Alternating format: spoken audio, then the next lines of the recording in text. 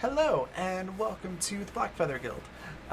We're going to do our premiere, or session 0 of Water, which is a survival tabletop game inspired by video games like Subnautica and The Forest, other survival building games like that. I'm really excited for it. It's built on Fundamental RPG, so it's a system that I designed, and then I built a whole new game on top of that. So it should be pretty fun. Probably will be testing a couple things out here and there, as this is a brand new system built on top of Fundamental RPG. So there's some things like eating and drinking and things like that that'll come into play. So yeah, it should be a lot of fun. We're gonna create characters, introduce the world and the situation that all of our characters are going to be in, and we'll talk a little bit about the mechanics and how it all works, and then we'll jump into the thick of it. Before we do, though, I want to take a second to mention viewer actions, so ways that you can actually interact and get involved in the story from the audience. So one of the easiest ways to do that is through the tweet of the game, which is right here in chat. There it is. So for every 10 interactions, that's likes, retweets, and comments. For every 10 of those, we give a D4 to the players and a D4 to the DM. And that can be used on any rolls at all. So it's a really nice way to bump up a roll a little bit if you're not quite at a particular DC that you need to meet. Excuse me. Another way that you can do so is through guild coins, which is right over here. The biggest thing that you can do with those is plot points, which allows you to make anything from an inconsequential plot effect to a major one. And you can see all the details about that in the panels down below. Yeah, it allows you to put in basically suggestions for things that you want to see added to or changed about the scene that's happening. The DM does have final say on that, so we might edit it a little bit to make it fit the story better, but I do try to stick as close as possible to what you suggest. And then another way that you can interact is through the donations. So you can see those right over here, and you can do that through coffee.com/Raven, Raven.rocks, subscriptions, bits, and Patreon. So our Bard tier patrons and higher get credits towards viewer actions every month that they can redeem at any point. Most of these are pretty self-explanatory, but some of them that may not be. The switch allows a player or the DM to change the action word of another player or the DM. So let's say you've got somebody playing a bard and they want to seduce the dragon, to use a typical cliche that happens quite a bit. The DM could be very tired of the bard's crap and say no, switch, and they have to change seduce to a different word that's not directly synonymous. It's a fun way to nudge stories in different directions. That's basically how that works. Advantage works just like it does in D&D. You have to call it before you roll, then you roll with advantage, take the higher of the two results. Reroll is basically the same thing, but you can do it after the fact. So if you don't think to call advantage, or if you don't have an advantage available, and let's say you roll a nat 1, if you have a reroll, then you can re-roll it and not have to worry about that nat 1. Hopefully you don't roll 2 1s in a row, that would be awful. Complication allows you to be the DM for a few seconds. Just type in 1 to 3 sentences into chat about what you want to add or change or remove from the scene. Again, the DM has final say, so it might get edited a tiny bit to make it fit, but we'll try to stick as close as possible to what you suggest, and it just gets added into the game. Swap 2 players for 5 minutes means that we swap roles, so you can have 2 different cast members playing each other's characters for 5 minutes, or even have the DM playing somebody's character and one of the players DMing for 5 minutes. Then finally, the 1-up is if you really want to save a character, the 1-up allows them to come back with 1 hit point if they were otherwise going to die or go unconscious because of losing all their health. In this game in particular, player character death is a very real possibility. The planet that they're going to be on is extremely dangerous. We do have some mechanics that deal with rolling up new characters, which we'll talk a little bit about in the game itself. But if you have one of the characters that you particularly like, those 1-ups will definitely come in handy in this game. And I think that's about everything for viewer actions and how you can interact. We're going to go meet the cast, and then we'll jump into everything. So, hello everyone. So let's introduce our cast here. We've got a full group here of 6 players. We're going to start with our normal top left with Alex. Tell us a little bit about yourself, and if you've already got your character concept kind of figured out, feel free to share a little bit about Chuck as well. If not, that's okay also. Hi, I'm Alex. Person currently enjoying the joys of having their voice break on them at random times. Yeah, you can find me at Agent Boss on Twitter or around Raven's Discord and stuff. Yeah, I'm a digital artist. Been slowly getting more into fiber arts as I've been doing more embroidery and learning how to sew weird shit. Sorry, I just got distracted by the cat in Leland's background. No worries. I am very easily distractible, especially when I'm tired, which is most of the time. Yeah, I'm gonna be playing Chuck. Kind of the idea I have for them so far is Salish, West Coast, native, very big into marine biology, marine ecology, does wakeboarding and surfing for fun, uses dude a lot. I am planning on going full surfer speak as much as I possibly can, so expect some awesomes and radicals and totalies. I love it. All right, cool. We'll hop down next to Zan. Tell us a little bit about yourself, and if you've got a character concept you want to talk about, feel free to throw that out there as well. Well, hi, y'all. I'm Zan. Pleasure to be back after a whopping 2.5-3 hour break. Always a pleasure, never a chore to be on the Black Feather Guild. And yeah, I'm Zan. I'm a professional DM and content creator for a couple of different game systems out there. And the character concept that I'm kind of toying around with is a gentleman named Lemuel Andrews, who maybe has had a bit of a past, and now finds solace and quiet in farming and agriculture. So it's quiet, it's nice, it's not stressful, it's easier. Things don't talk back.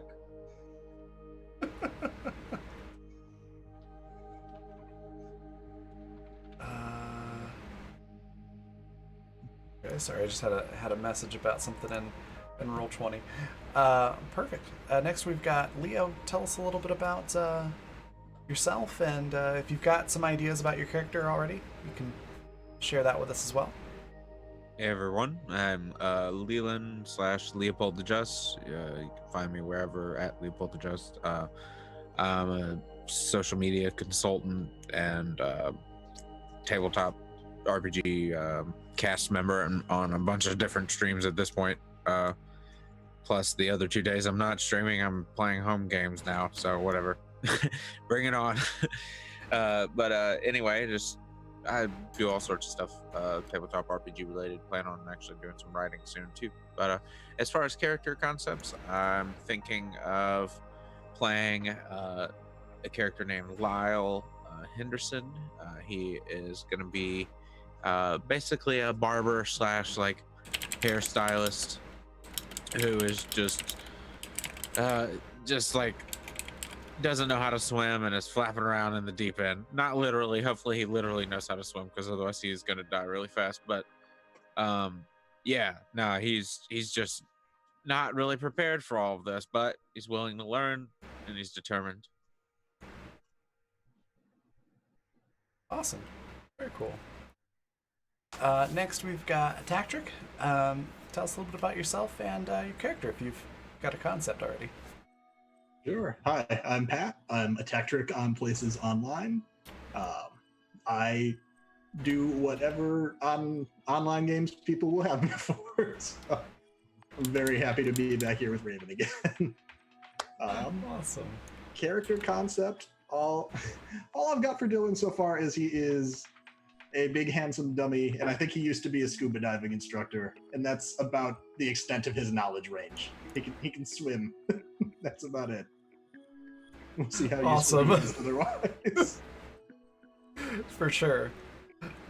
Next we've got Jay. Tell us a little bit about yourself and your character if you've got a concept figured out. Hey, I'm Jay. I GM, I write, I sing, I do anything that's asked of me and sometimes more. My current concept that I'm running with is I've got kind of an astrophysicist, so someone who usually ends up studying stars and planets and things like that. Why she's on this ship out to a water world, we don't know, but I have a feeling that she didn't get on with some of her superiors about certain decisions. She's got a bit of a let's say a temper about certain things, but she knows she's right most of the time. Very, very kind of fierily passionate scientist. Nice. All right. Next we've got Econorlax. Tell us a little bit about yourself and Boris here. Well, I'm Econorlax. You can find me here playing 3 games in a week on Tuesday, Friday, and Saturday. And that's pretty much it about me. Now, as for Boris is, like the name suggests, of Eastern European descent. As far as I remember, the game is happens somewhere around 24th or 23rd century, so I have no idea how the borders on our planet look like, and what is the actually if the Earth is not united and we all speak one language, maybe, but he still probably will have some Russian accent. And who is Boris? He's first and foremost a tired crew member. He would be probably somewhere in the engineering, not a colonist, but a crew of the ship. And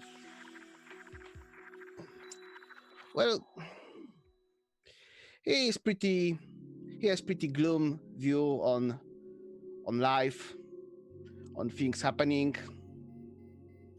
things getting constantly broken, constantly needing some fix on the ship. Only reinforces his view on things, because things exist to break and to piss him off. And not even get me started on people.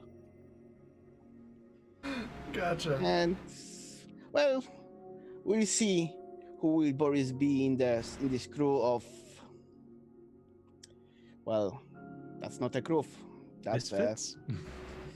that's not a crew. That's a random group of people. And We'll see what happens. Yeah. yeah, All will right. see. Well, to introduce you to the whole world, I think most of you were in the first playtest we did for this game, so you probably know a little bit about it.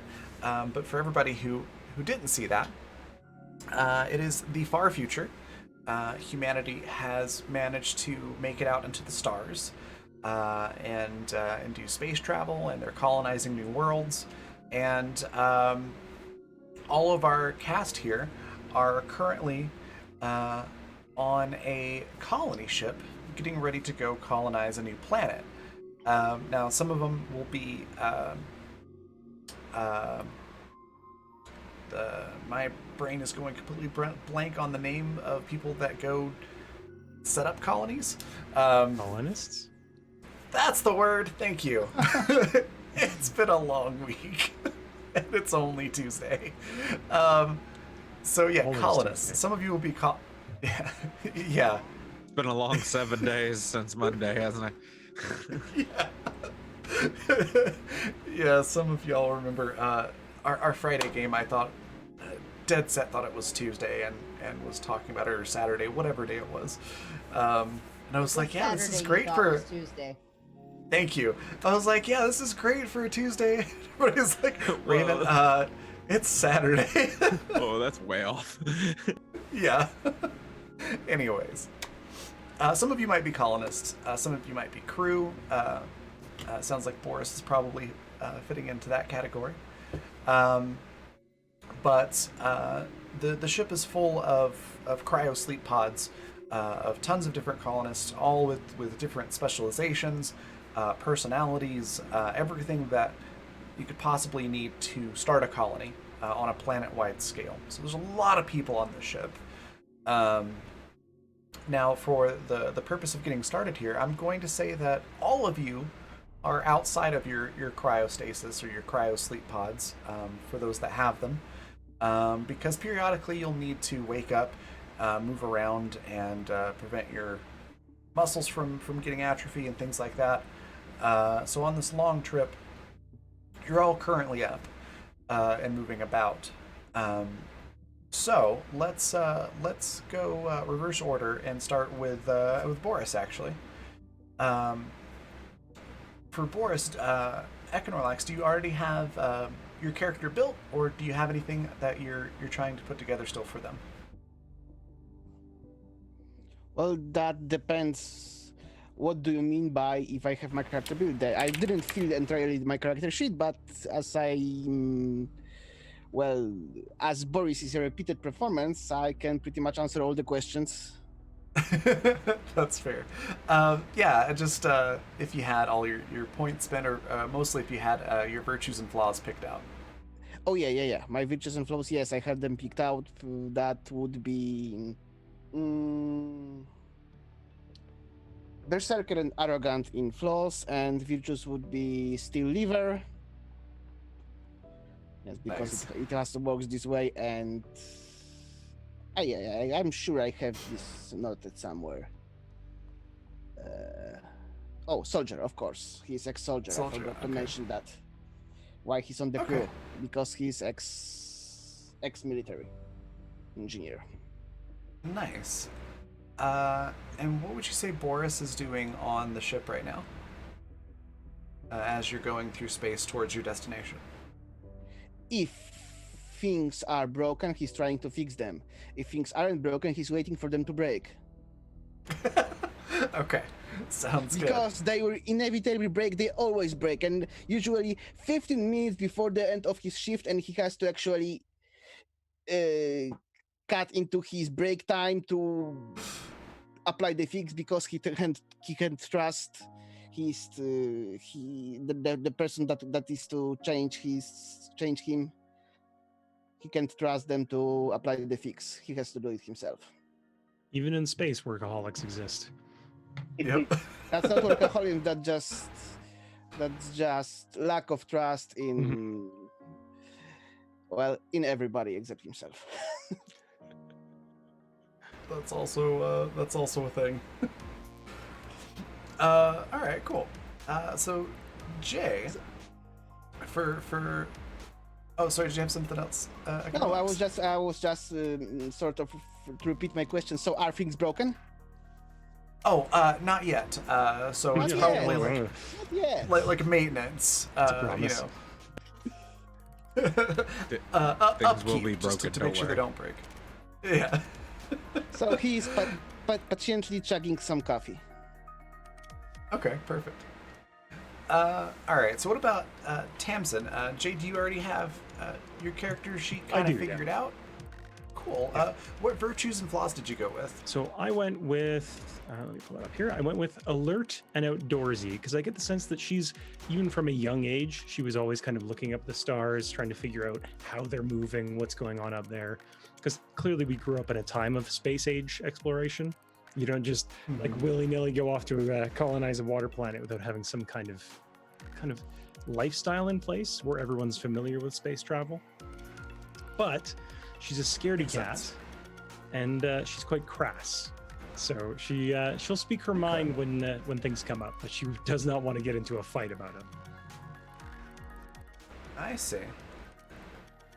Makes sense. And what would you say she's currently doing on the ship? She'd probably be checking instruments, like making sure that the rotational spin of the planet matches what calculations they had beforehand, like kind of going with a fine-tooth comb over all the maths to make sure something's right. Okay. Very cool. And I'm trying to think if there's anything else we need to know about Tamsin at the moment. I think that's good. That gives us a good idea. We'll come back to them. So attack trick. For Dylan, do you have your virtues and flaws figured out for them? I think so. Are we still able to do the thing where you can take an extra virtue if you take an extra flaw as well? Yeah, absolutely. Okay. So I picked a few flaws so low IQ is a flaw for sure. And I was going with, since you said that there was extra people, or there's lots of people in the cryopods, I'd wanted to go with mortal enemy because I feel like I needed to leave Earth in a hurry. And there's still a chance that then somebody could show up. I feel like that's not taking the easy way out with that one. And then also having to leave Earth in a hurry. I don't think I have any idea what kind of voyage this is. And I don't know how much taking addict as a flaw for alcohol is going to hurt me if there's not readily stocked alcohol on this ship, but I'm going to go with that too. Okay. Then virtue-wise, I went athletic, attractive, and liver of steel. Okay. With needing alcohol, that things might get a little rough at some point. Making some like sea mushroom beer or something like that. Sure, Yeah. You just smash a potato into a jar and let it sit, right? Oh god. Why are all these Sea- jars sea full potatoes. of seawater and rotting potatoes? We're gonna get real creative with it. We're making salty vodka. Oh, goodness. Okay. And what's Dylan currently doing on the ship as it's traveling along? I don't think Dylan is necessary. He's definitely not necessary personnel. He would not be up working. If Okay. I think if he was woken up as like you need to wake up to stretch or whatever, I think he's looking around for any kind of clue about what exactly he signed up for. He knows that there's water involved and like a new beach place to go to sounds like a good place to start a new life. They were very persuasive in the sales pitch for this. Yeah, I think probably a lot of promises of like you can live in, it's like a new Earth, but it's untouched. So any type of environment you want to live in, you want to live on the beach, you want to live like in someplace similar to the Caribbean, cool, forest, yeah, whatever you want. Imagine the reality of once you would arrive at this colony planet would be quite a bit different, but that was the sales pitch. And I don't think that's quite set in yet. oh yeah, like they're still blaring the propaganda stuff on all the view screens in the ship and telling you how great it's going to be once you finally get there, and yeah. Okay, cool. What about Lyle? So Lee, what's Lyle doing on the ship, and do you have your virtues and flaws picked out? No. I think so. Two. Okay, so I either get 2 of each or 3 of each. Okay, got it. Sorry, I'm having to get help from chat to determine how many of the virtues and flaws I get. But I'm looking at some of those now. I'm thinking of. But as far as what my character's doing on the ship, probably. I don't know. During the times when there's no like therapist or psychiatrist awake or whatever, my character's kind of like the person cutting your hair, listens to your problems sort of vibe, you know what I mean? I'm like basically running like a bartender. Yeah, he jokingly calls them his therapy sessions, just because he's a good listener, and is basically good at giving advice and stuff. So I'm kind of basically trying to make a fully supportive character. So I'm just looking into some stuff like that. So my character's probably just like, keeping people's hair up and trimming beards and recommending skincare products before people go back into their pods and that sort of stuff. Perfect. Okay.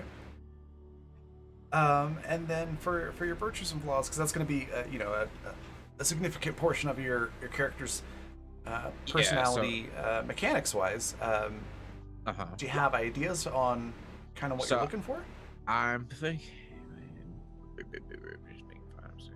So I'm thinking maybe reputation. Would reputation go in with people knowing me as like an awesome hairstylist / advice giver, or is that something else? Or is reputation? It looks like something no, else. that would work. Okay, yeah, okay. All right. Well, I'm thinking reputation. And is there any like really supportive virtue here that you think? Let's see. Yeah, let's take a look. I'll grab the book. So we are doing session 0. So could be intuitive. So some of this stuff is going to be figuring this stuff out. Yeah, that's so good support virtues. Having a good gut. Go ahead. Sorry. I was gonna say reputation is a pretty good one. If you're wanting to have like a good gut feeling to kind of like read situations so you can advise your crew members or your fellow survivors, intuitive would be a good one. It lets you I was get just plus thinking 5 of that. bonus to your gut feeling skill. Yeah, Jay recommended it, and I was just reading that, and that kind of makes sense of my character. That would kind of be cool. Like he has just like, I don't know, either bad or good vibes about situations, and sort of oftentimes gives his advice based on that, and it ends up coming out like as pretty good advice. And I might pick I don't know. I might pick athletic just to say that my character keeps good health. He works out. That's a good one, especially since we already know that swimming is going to be a pretty major thing.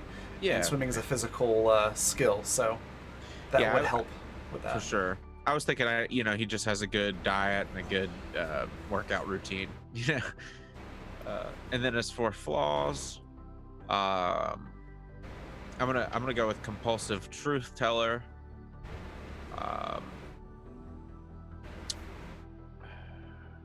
Gullible. Okay. And I'm looking forward to the moment that Lyle has to talk to somebody who's bleeding out and Instead of being like, "Oh, you're gonna be fine," no, you're gonna die. Yeah, oh, I know. I love Oh, that Virtues and looks Flaws. bad. I'm a huge World of Darkness fan, so I love virtue, like the concept of like merits, flaws, virtues, all that stuff. I don't know. It's really fun. Anyway, and just because it would be endearing and like a cool trait, I'm gonna go with unlucky. Unlucky? Okay, great. I love it when people take unlucky. So for those that don't know, unlucky means that I can make Lyle here re-roll something twice per session. So if they get a nat 20, I can be like, re-roll that. It's kind of like getting a disadvantage a couple of times a session. The good news is I often forget that people have it, so Hey, it I'm may gonna not come up remind every you. session. I'm gonna remind you every now and then. Don't worry. I'll be like, it sucks that I'm unlucky, right, guys? It's always a fun one to play with. Okay, cool. Then we've got is it Lemuel? Lemuel. Lemuel. Okay. What flaws and virtues did you go for with him, and then what is he doing on the ship? So, flaws and virtues wise, for flaws, I took gullible, berserker, and personal code. And I think his personal code is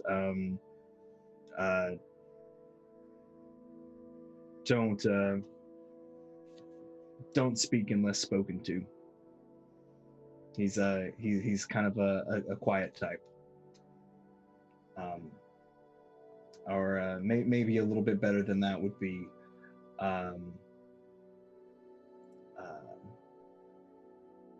fools talk too much.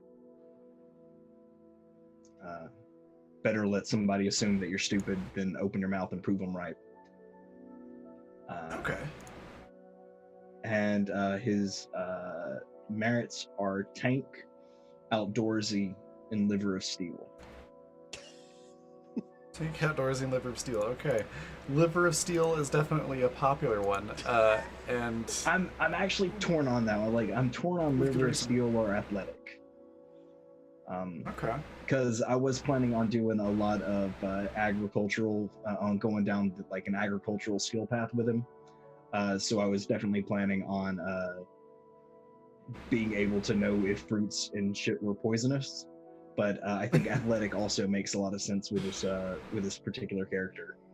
So what do you think, Raven? What do you think, my fellow castmates?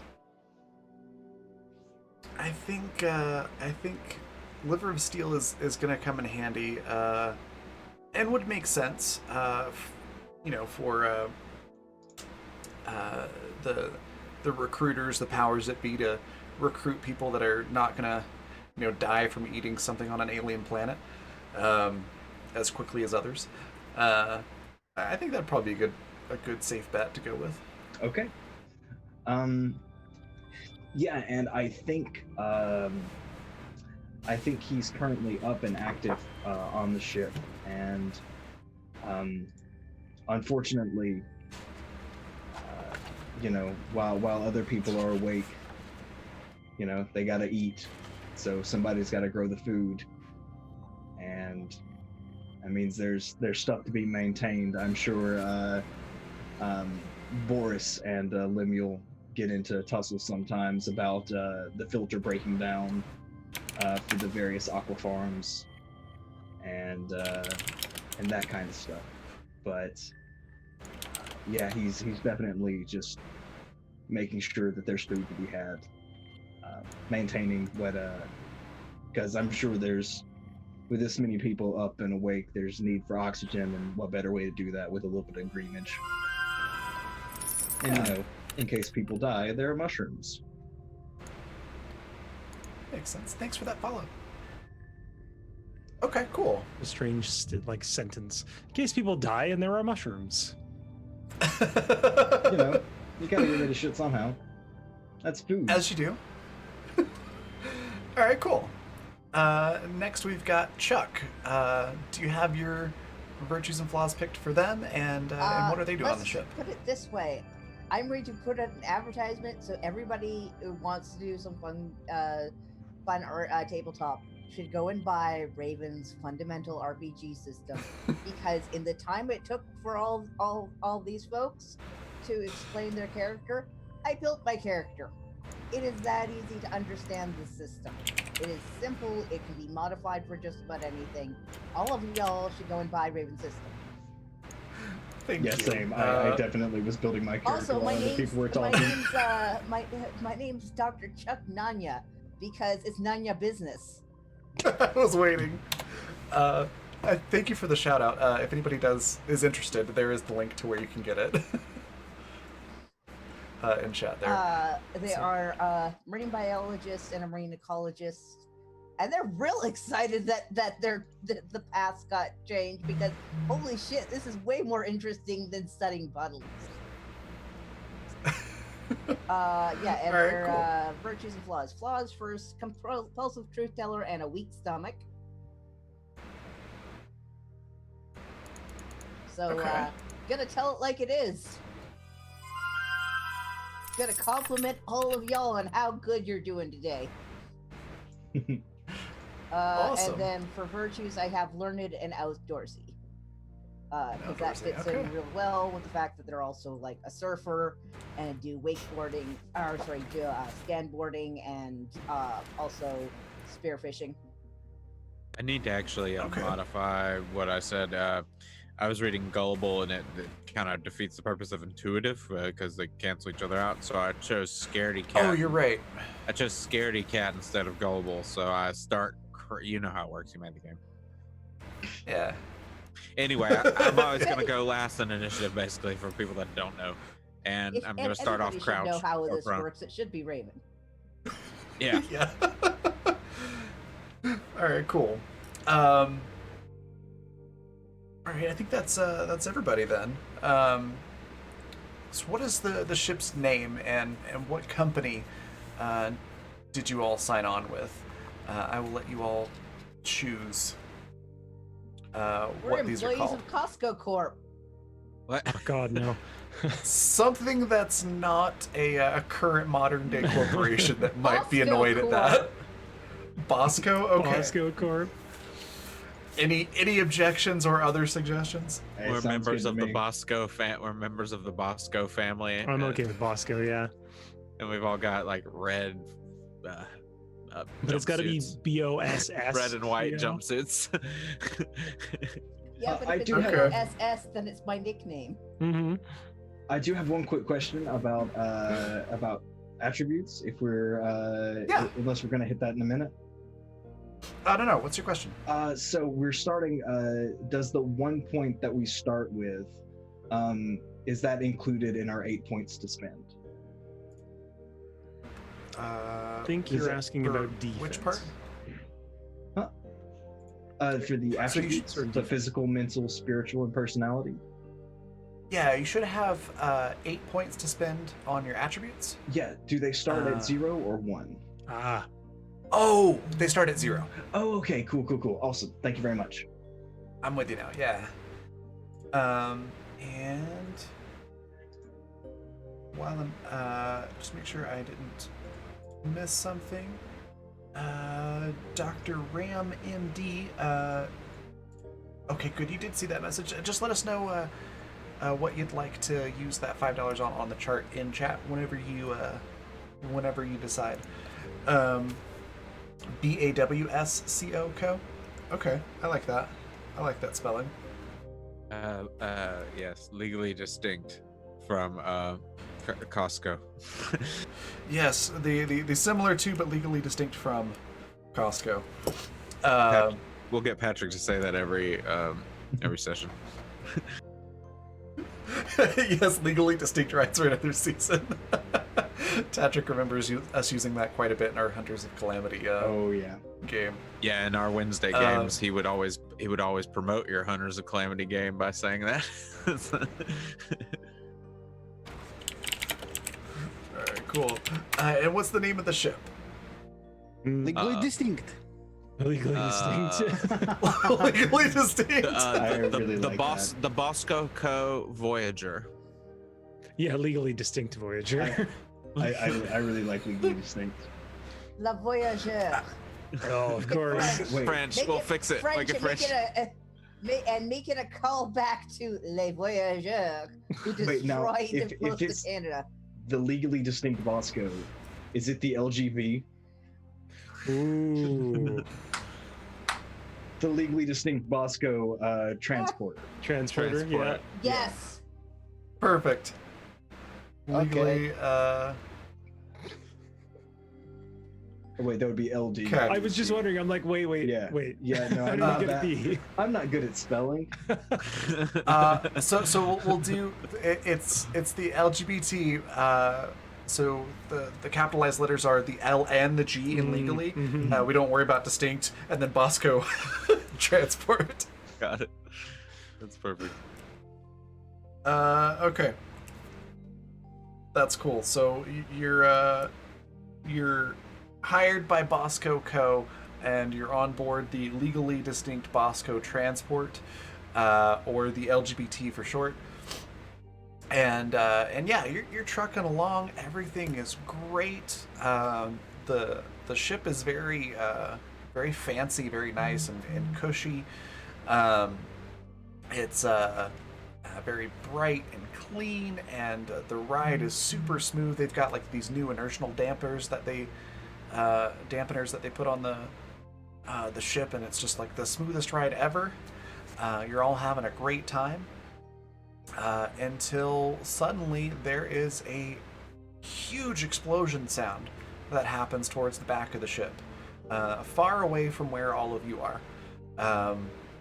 You're all sort of in one of the forward sections, let's say maybe by the cafeteria and some living quarters for those who are not in cryosleep.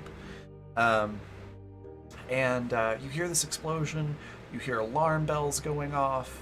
It's a very stressful situation, and almost immediately after, you feel the ship start to lurch towards one direction. If you think any of you might be next to a viewport, go ahead and roll sight to see if you notice anything. Tamsin would definitely be looking out to correlate some datums. My character's far too scared. He thinks he might get sucked out. Oh, I'm probably I towards see the interior of everything. the ship. you do, oh my god. Yeah.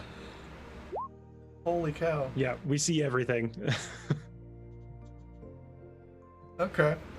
So Chuck's got a 35. So with Fundamental RPG, in addition to usually getting something cool for getting a nat 20, it also bumps your score up by 10. So a 35 with a nat 20, a 26, and then looks like you two are the only two looking out the viewport. So you glance out and you see this very beautiful blue sort of marble out there in the cosmos of a planet that you're close to. You do notice that there is some land masses on the planet, but it's mostly water. So it's more like, instead of continents, it's just got a spattering of islands here and there. And you can see that the ship has started to lurch towards the planet. And then Chuck, you also noticed, as you kind of look back, face pressed to the window, looking back towards the rear of the ship, you notice that there is a massive gash down the side of one of the engines.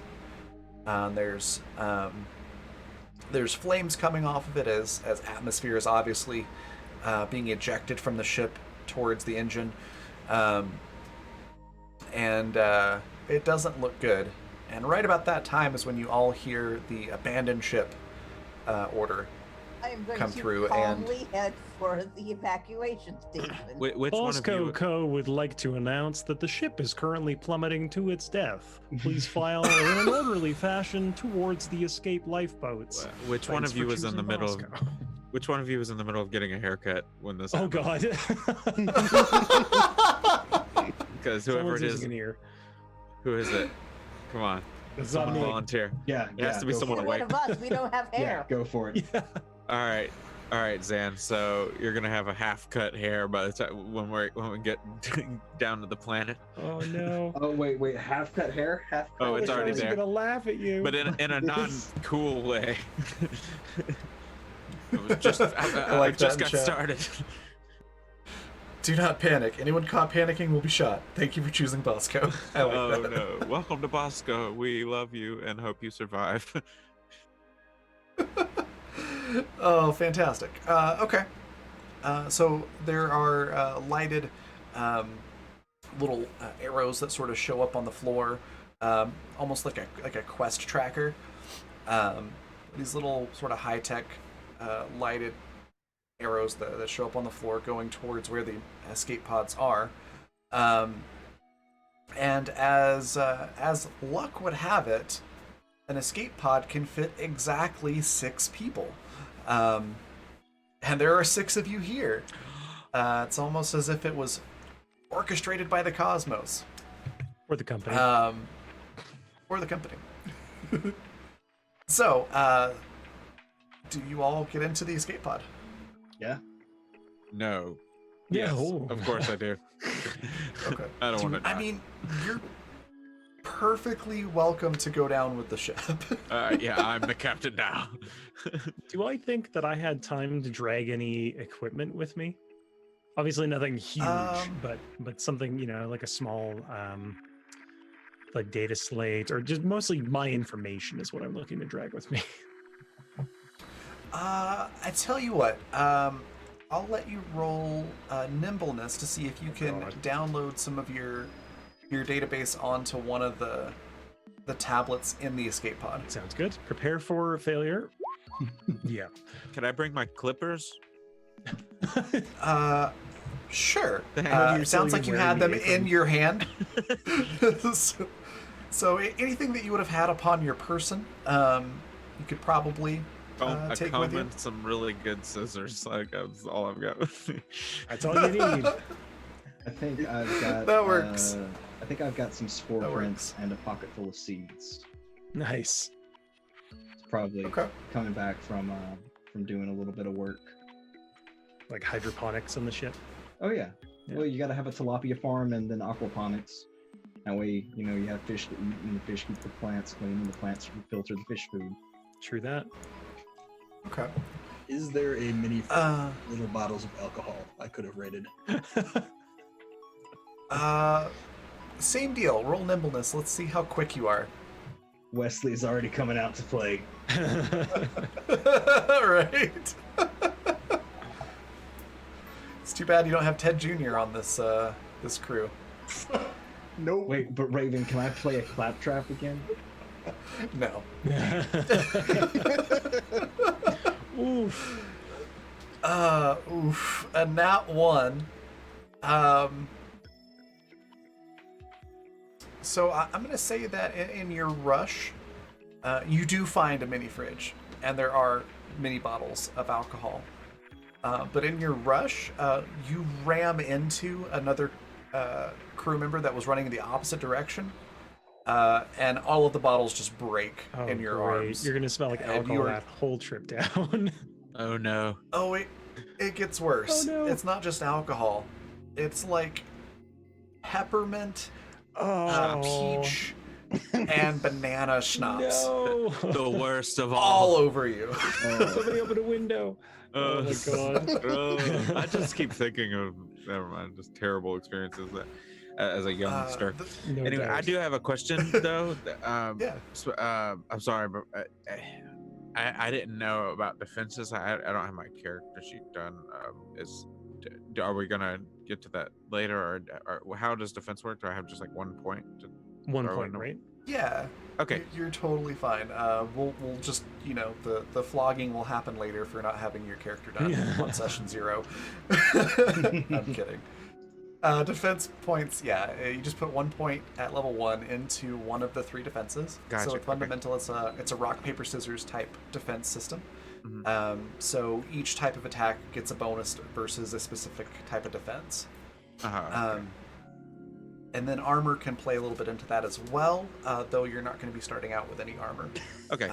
Sorry to interrupt. I just didn't want to die without having my You're defenses. totally That's my fine. You're totally fine. I also forgot to mention there was a couple of mini bottles of Goldschlager in there too. So there's also cinnamon Not that mixed in with yay. all that. Am I sparkly? A little bit. There's a little gold flecks here and there, Oh, that's hilarious. and broken glass. Oh Lord. You don't take any damage though. You just don't have any alcohol with you. Does anybody else want to try to do anything last second before Well, launching from the ship? I would probably start with diagnostics to check what an idiot tripped and has fallen on the control board with his face hitting the general alert button. So, what's the state of the ship? Okay. So you do see there's display consoles, vid screens, things like that, periodically throughout the ship.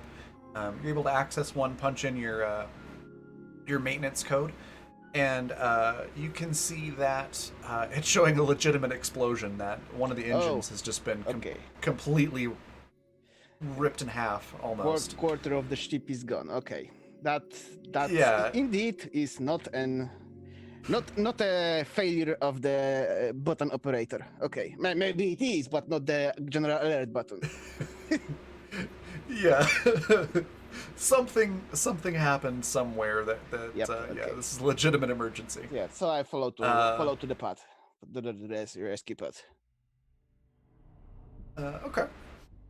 Chuck, to catch up real quick, so everyone's kind of checking to see what they have on them, and making last minute, last ditch efforts to grab something before running off into the escape pod. Dylan managed to grab a bunch of mini bottles of alcohol and then ran into somebody running the other direction, and now they are drenched in peach, peppermint, banana, and cinnamon schnapps, as well as little bits of glass in Gold Flake. Tamsin tried to get data but was unable to. I'm gonna say just like fat fingering the password in the panic, and couldn't access the data. And that's been, I think, the more noticeable things that have happened. Is Chuck gonna try to do anything or just get in the escape pod?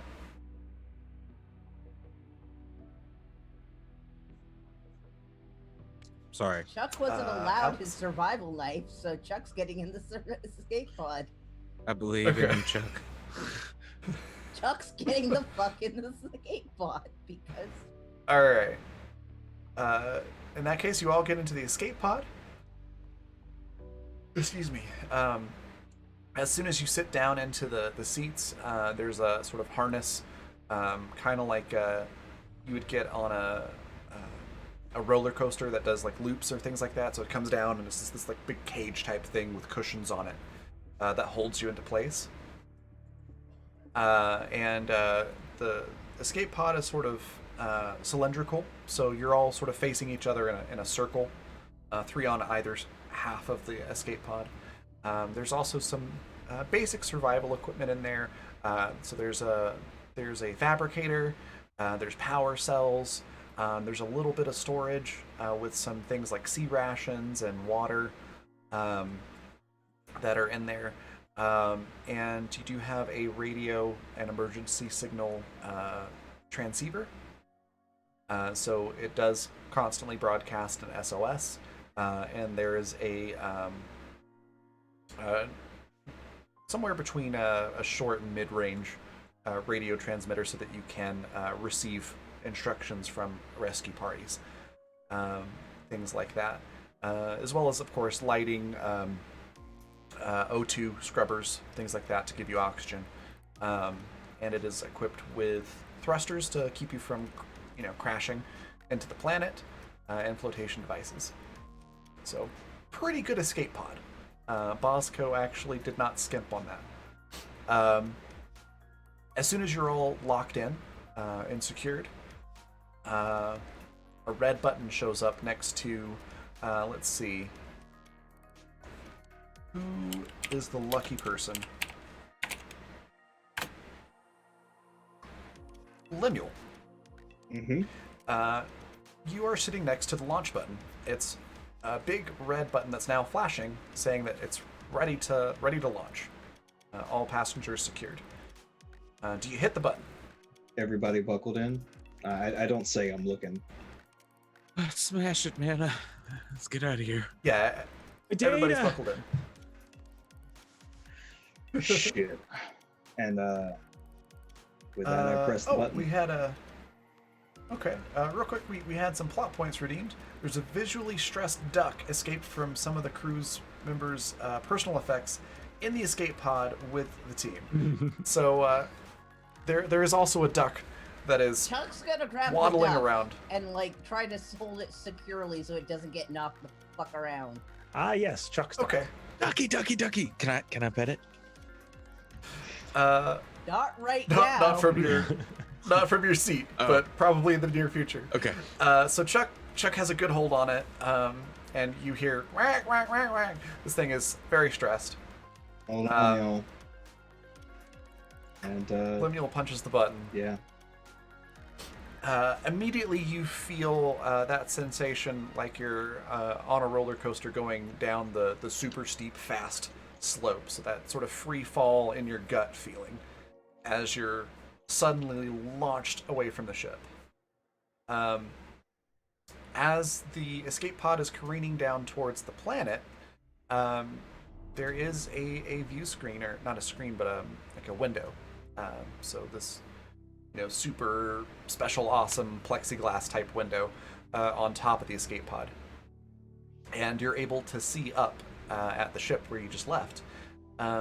Would anybody like to roll sight to see if they notice anything other than, Vastness of space. the ship?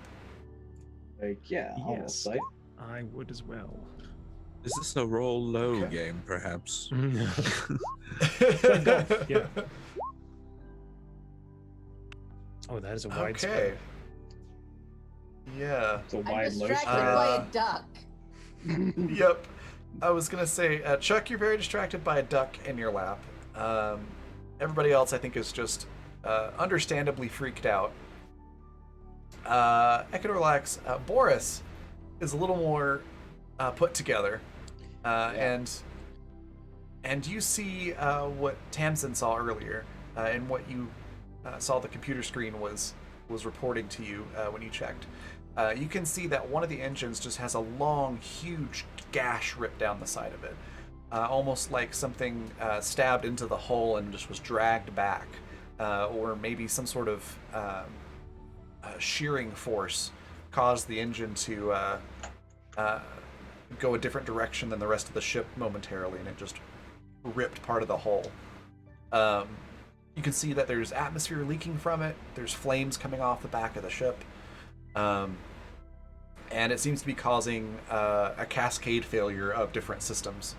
You can't tell exactly what from here, but you can see there's like more fires, there's more issues, there's lights blinking in certain places that, as a maintenance repair person, you know enough about the ship to know that means things are failing in a cascade to where the ship's probably not going to make it. Whoever was manning the sensors will be lucky if they didn't escape. Oh my god! If we name it Quackers, you're going to want to eat it. That's great. I like the name Quackers. So with that, the escape pod continues on down towards the planet. Is there anything anybody wants to do during the descent? Anything you want to exclaim or talk about? You've got about 5 minutes before you hit the planet. Well, if we don't make it, I just want all of you to know that I like each and every one of you. Each and every one. Are you the barber? Yeah. Okay, well, good to meet you. You give Huh? very good haircuts. Oh, thanks. um, Holy fuck, this bird it won't stop shitting. can you blame it? Yes, because I'm not shitting yet. Oh, well, give it time. We might die from this. Our odds are probably pretty low. I know, right? Like, totally. So Yeah, we're screwed. is this not a drill? Nope. Raven, was this even No, the it's planet? not a drill. What the hell? No! No, it's a ship. I'm Was pretty this sure the the planet fact we that were the supposed to engines be are at? on fire is not a drill. We're fucking plummeting through space. Sorry. No, Jay, what we're were you not saying? plummeting through Was space. this It's the atmosphere planet we were already. supposed to colonize? Oh, my apologies. No, this is not the planet you're Okay. supposed to colonize. You were a long ways away from the planet you're supposed to Okay. be at. I am definitely freaking I out would about have that and been trying to excited about find this my trip if this was the orientation. planet we were supposed to colonize. All right, hold on. We've got too many people talking at once. So you're trying to figure out where you are in relation to that? Yeah, like trying to remember where we were in terms of like distance, things like that, like how far off course we are. You were like 3/4 of the way there. Okay. I mean, you don't seem to be pulled off course too much. You're just not at your destination. So it's just this planet that you're passing by that you're being drawn towards. Okay. Alex, what were you saying? I was just adding plot stuff to my character being more excited about a water world than they were originally supposed to be going. Yeah. Oh. Okay, cool. And then I think Lee, you were also saying something. Oh, no. I was just JKing. Don't worry about it. Nothing important. Okay. All right. Well, in that case, oh, go ahead. Yeah, I think I'm gonna look to each of the crewmen and give them a respectful.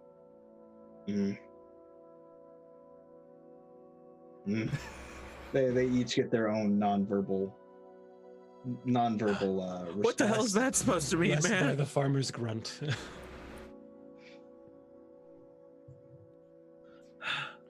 I hear ya, man.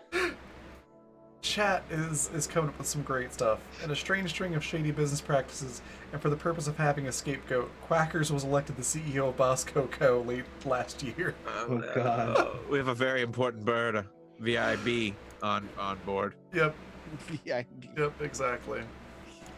All right. So with that, I'm gonna say that you all do finally hit the atmosphere of this planet, and it's pulling you into sort of a decaying orbit. So you're spinning around the planet, round and around. Not enough to make you dizzy, but you can definitely tell that you're getting lower and lower towards the surface of this planet. The escape pod is shaking. You can see the flames coming off the bottom of it through the viewports, and tell that you're going through the atmosphere, and so it's causing all this friction. In the words Eventually, of a wise though- man I once knew. Oh my god, oh my god, oh my god, oh my god, oh my god, oh my god. Quit it! You're freaking me out! Okay. Eventually, though, you get through the atmosphere, and the thrusters kick in, and it slows your descent. It's like being on the most turbulence-ridden airplane ride of your life, but it does stop you from going so fast that you explode upon impact. Just as the thrusters are about to go off, though, something inside the escape pod fails, and one of those thrusters blows out. You all hear and feel an explosion happen from below and just outside the escape pod as the thruster just kind of explodes on itself. It throws you off course, and you do feel that the escape pod starts spinning and sort of careening out of control. You've slowed down enough that you're not going to all die on impact, but you're definitely coming in for a rough landing. And then what seems like an eternity afterwards, but really only spans about 30 seconds, you hit the water. And you can feel and hear the escape pod just sort of shooting like a spear through the water. So you sort of get that sensation of the water being displaced and then suddenly rushing in back around the escape pod, covering the top. And you can hear the bubbles of air coming up from all the displaced water and air. And again, it feels like you're sinking for a really long time, but it's really only a few seconds. And that's when the inflatables kick in. So you hear the pop and then a hiss of air being inflated really quickly. And giant, it's like a giant inflatable raft underneath the escape pod kicks in. And you feel everything rushing up towards the surface of the water. Feel the escape pod sort of popping up and launching out of the water up into the air, and then eventually settling down onto the surface. So once that happens, you can sort of look around and take stock of what's around you, and you realize that the escape pod seems to have been damaged quite a bit. The radio's not working. There's some smoke coming in from somewhere, and it's making it a little bit hard to breathe. The lights have been damaged. There's only like it's like when you start out with 4 fluorescent bulbs and 2 of them go out completely and the other 2 are just sort of flickering.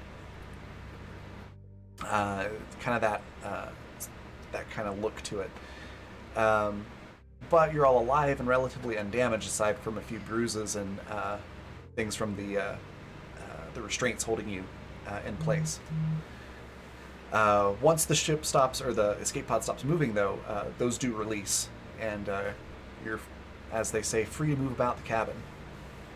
My character is having too much of a panic attack, wrapped up in the restraints, just like hyperventilating to go anywhere, really, at this point.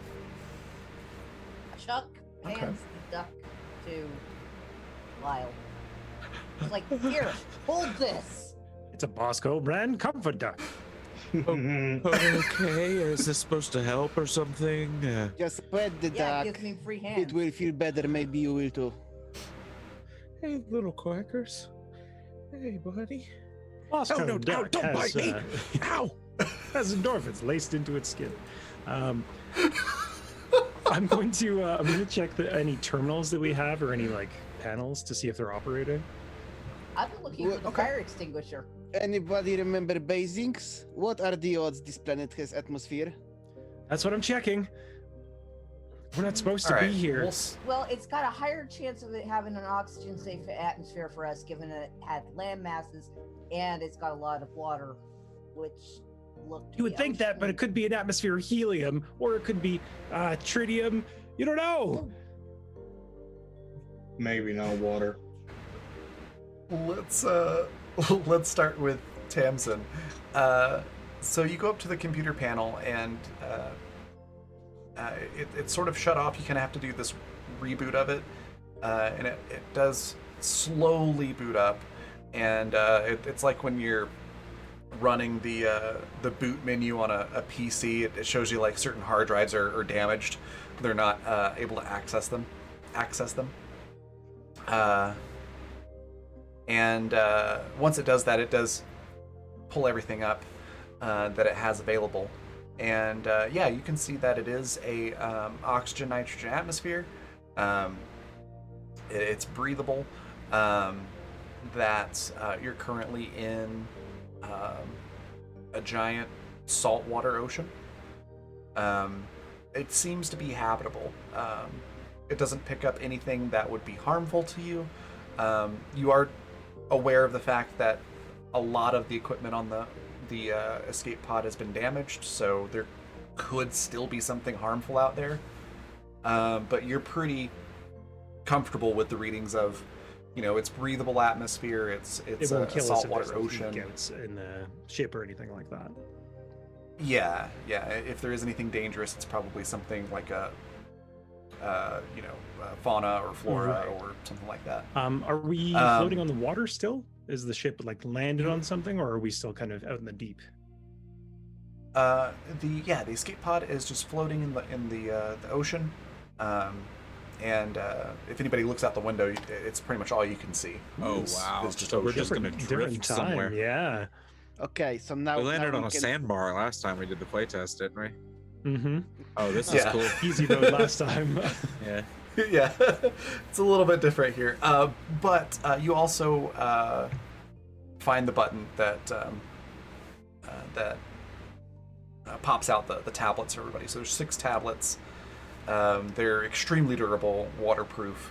Like you'd have to really, really try to break this thing. Nice. And it's got information and a very limited scanner inside of it. So you find that. Going over to Chuck, you said I think you that wanted to do something else as well. Yes, I'm looking for the fire extinguisher because something's on fire. Okay. You find the fire extinguisher. Great. Um, Where's the fire?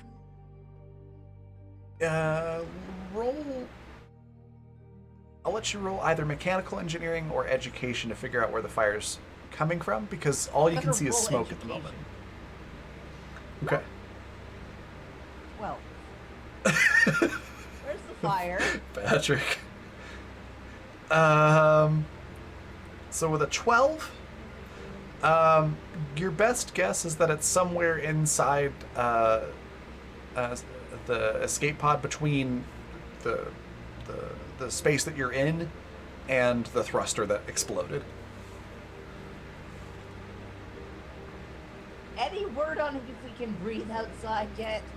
It's good. It's good. Yeah. if Nothing you- else is, but Nothing's good, okay? I don't care if we can breathe or not. It's still not good, okay?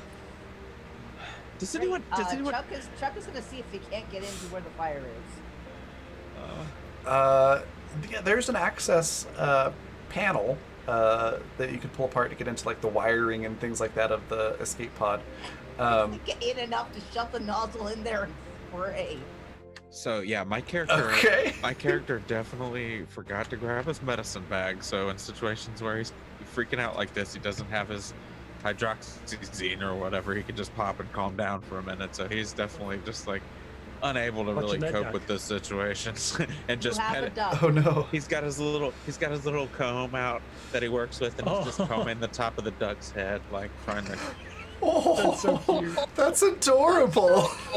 Oh my god! So I've decided, because Chuck handed me the duck, that I am the keeper of the duck from now on. Since I'm such a useless character, I might as well be in charge of keeping this duck You're gonna alive, make right? a poster of that.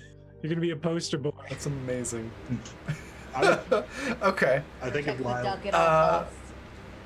And then Boris, it looks like you had something that you wanted to do. Yeah, I was trying to say now we know there's atmosphere. We can actually try putting down the fire because it's worth it. Otherwise, if there wasn't breathable atmosphere, I would choose to fry instead of suffocate. But Okay. I guess now I can. I saw Chuck operating the fire extinguisher, so I want to pop the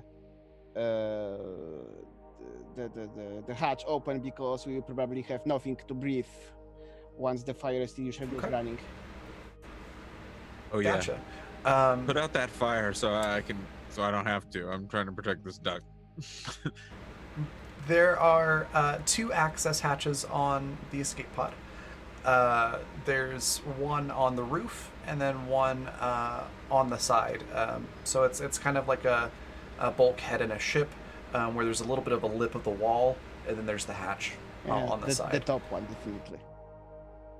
Okay. So you pop the top one and you smell seawater. It smells like being in the ocean on Earth. It's fresh air. It's actually pretty refreshing.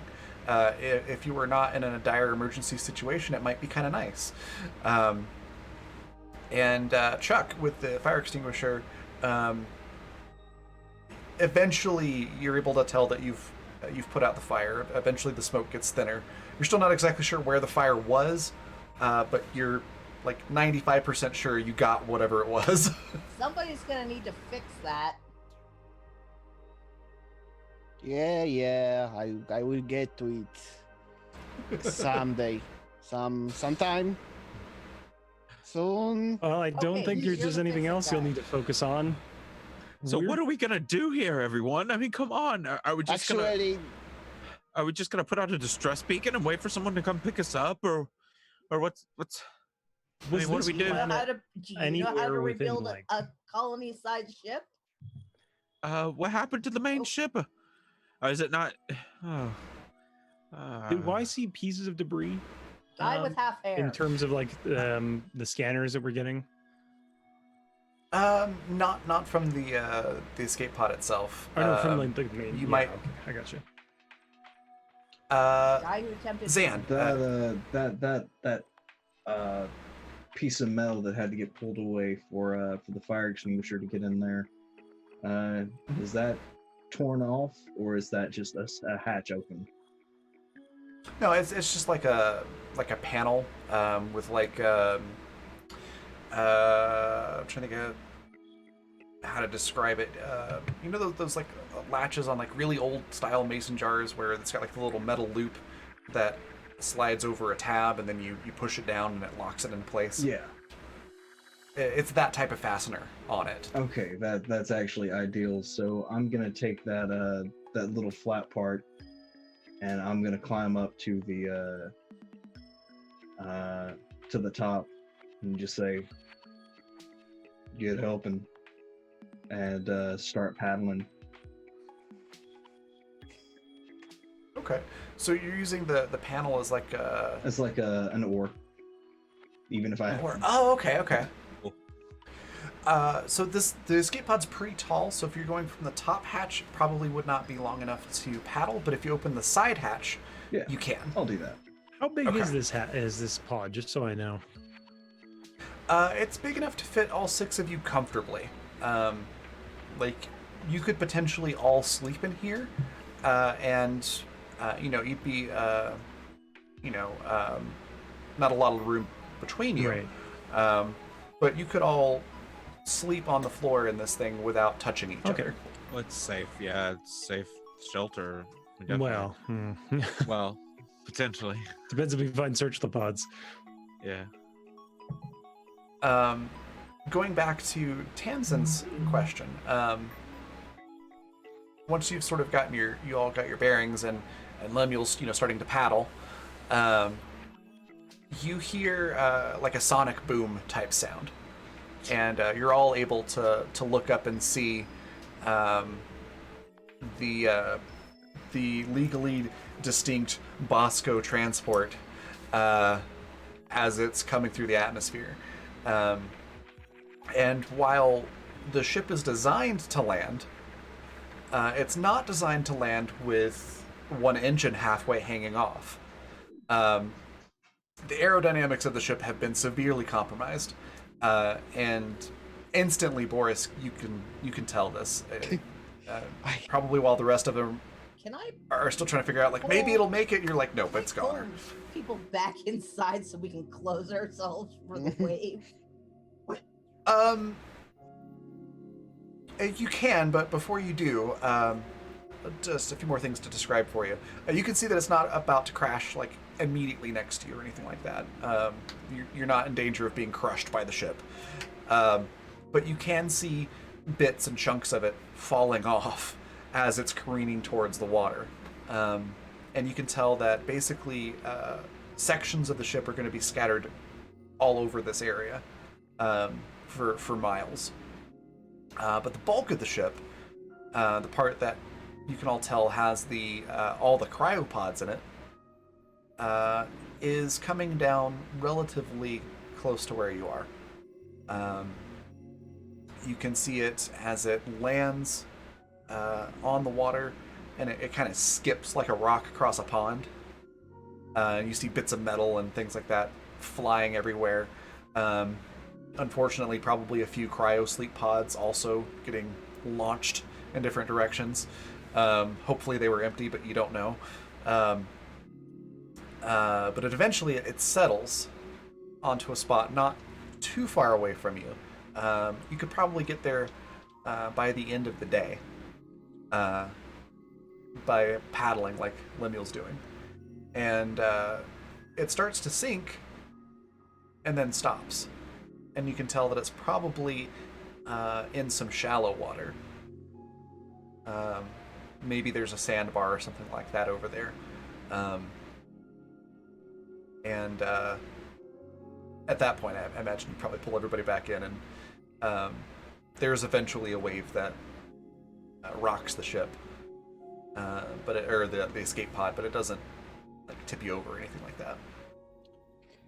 Okay, yeah, definitely. Does it change our location at all, or is it just lifted up, kind of? Or Yeah, it's more like you get lifted up and drop down. Gotcha.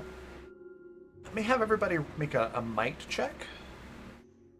And if you have steel liver, you will get the bonus from that, which is that you get to re-roll. Would this mean that I basically get a minus then? Because weak stomach. Yes, you would get the penalty for that. So whenever I roll, it's -5. Is there for steel liver? Is there any bonus that we take, or is it just a re-roll? It's just a re-roll. Okay. So if you don't like the first one, you can re-roll it. Oh goodness. Does athletic help with this at all as well? No. No? Okay.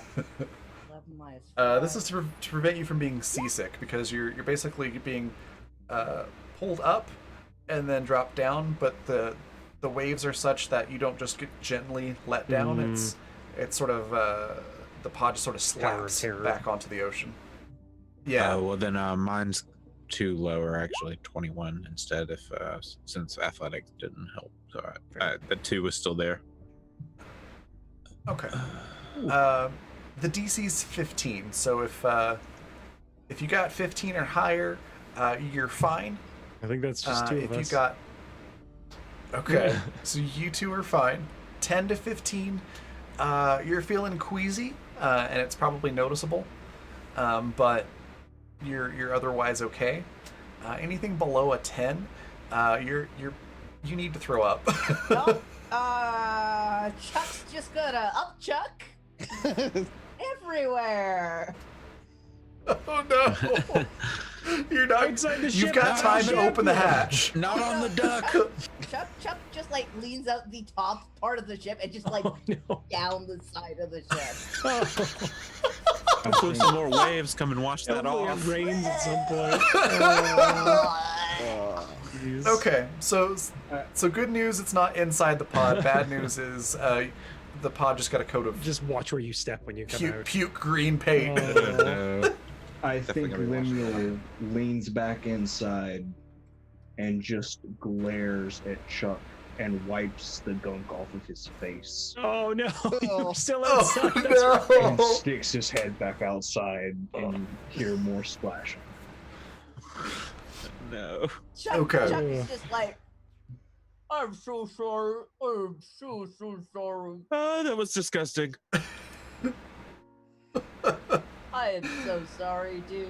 Here, let me get that for you. Stop. Don't touch. No. No. Sure, man. Yes. Sure. Okay, but like you got a little bit I left. know. It's not a little. It's a It's lot. not a I'm horrible sorry, at I all. just ate lunch. Okay. What are we gonna do? does- First thing we need to do is we need to get back to that ship. We need to know where we are and how far we are, because otherwise we're screwed. Okay, yeah, all right. So as soon as this wave business is over, we need to build a raft or something, or get out on one of the pods or whatever panels and try and I don't know.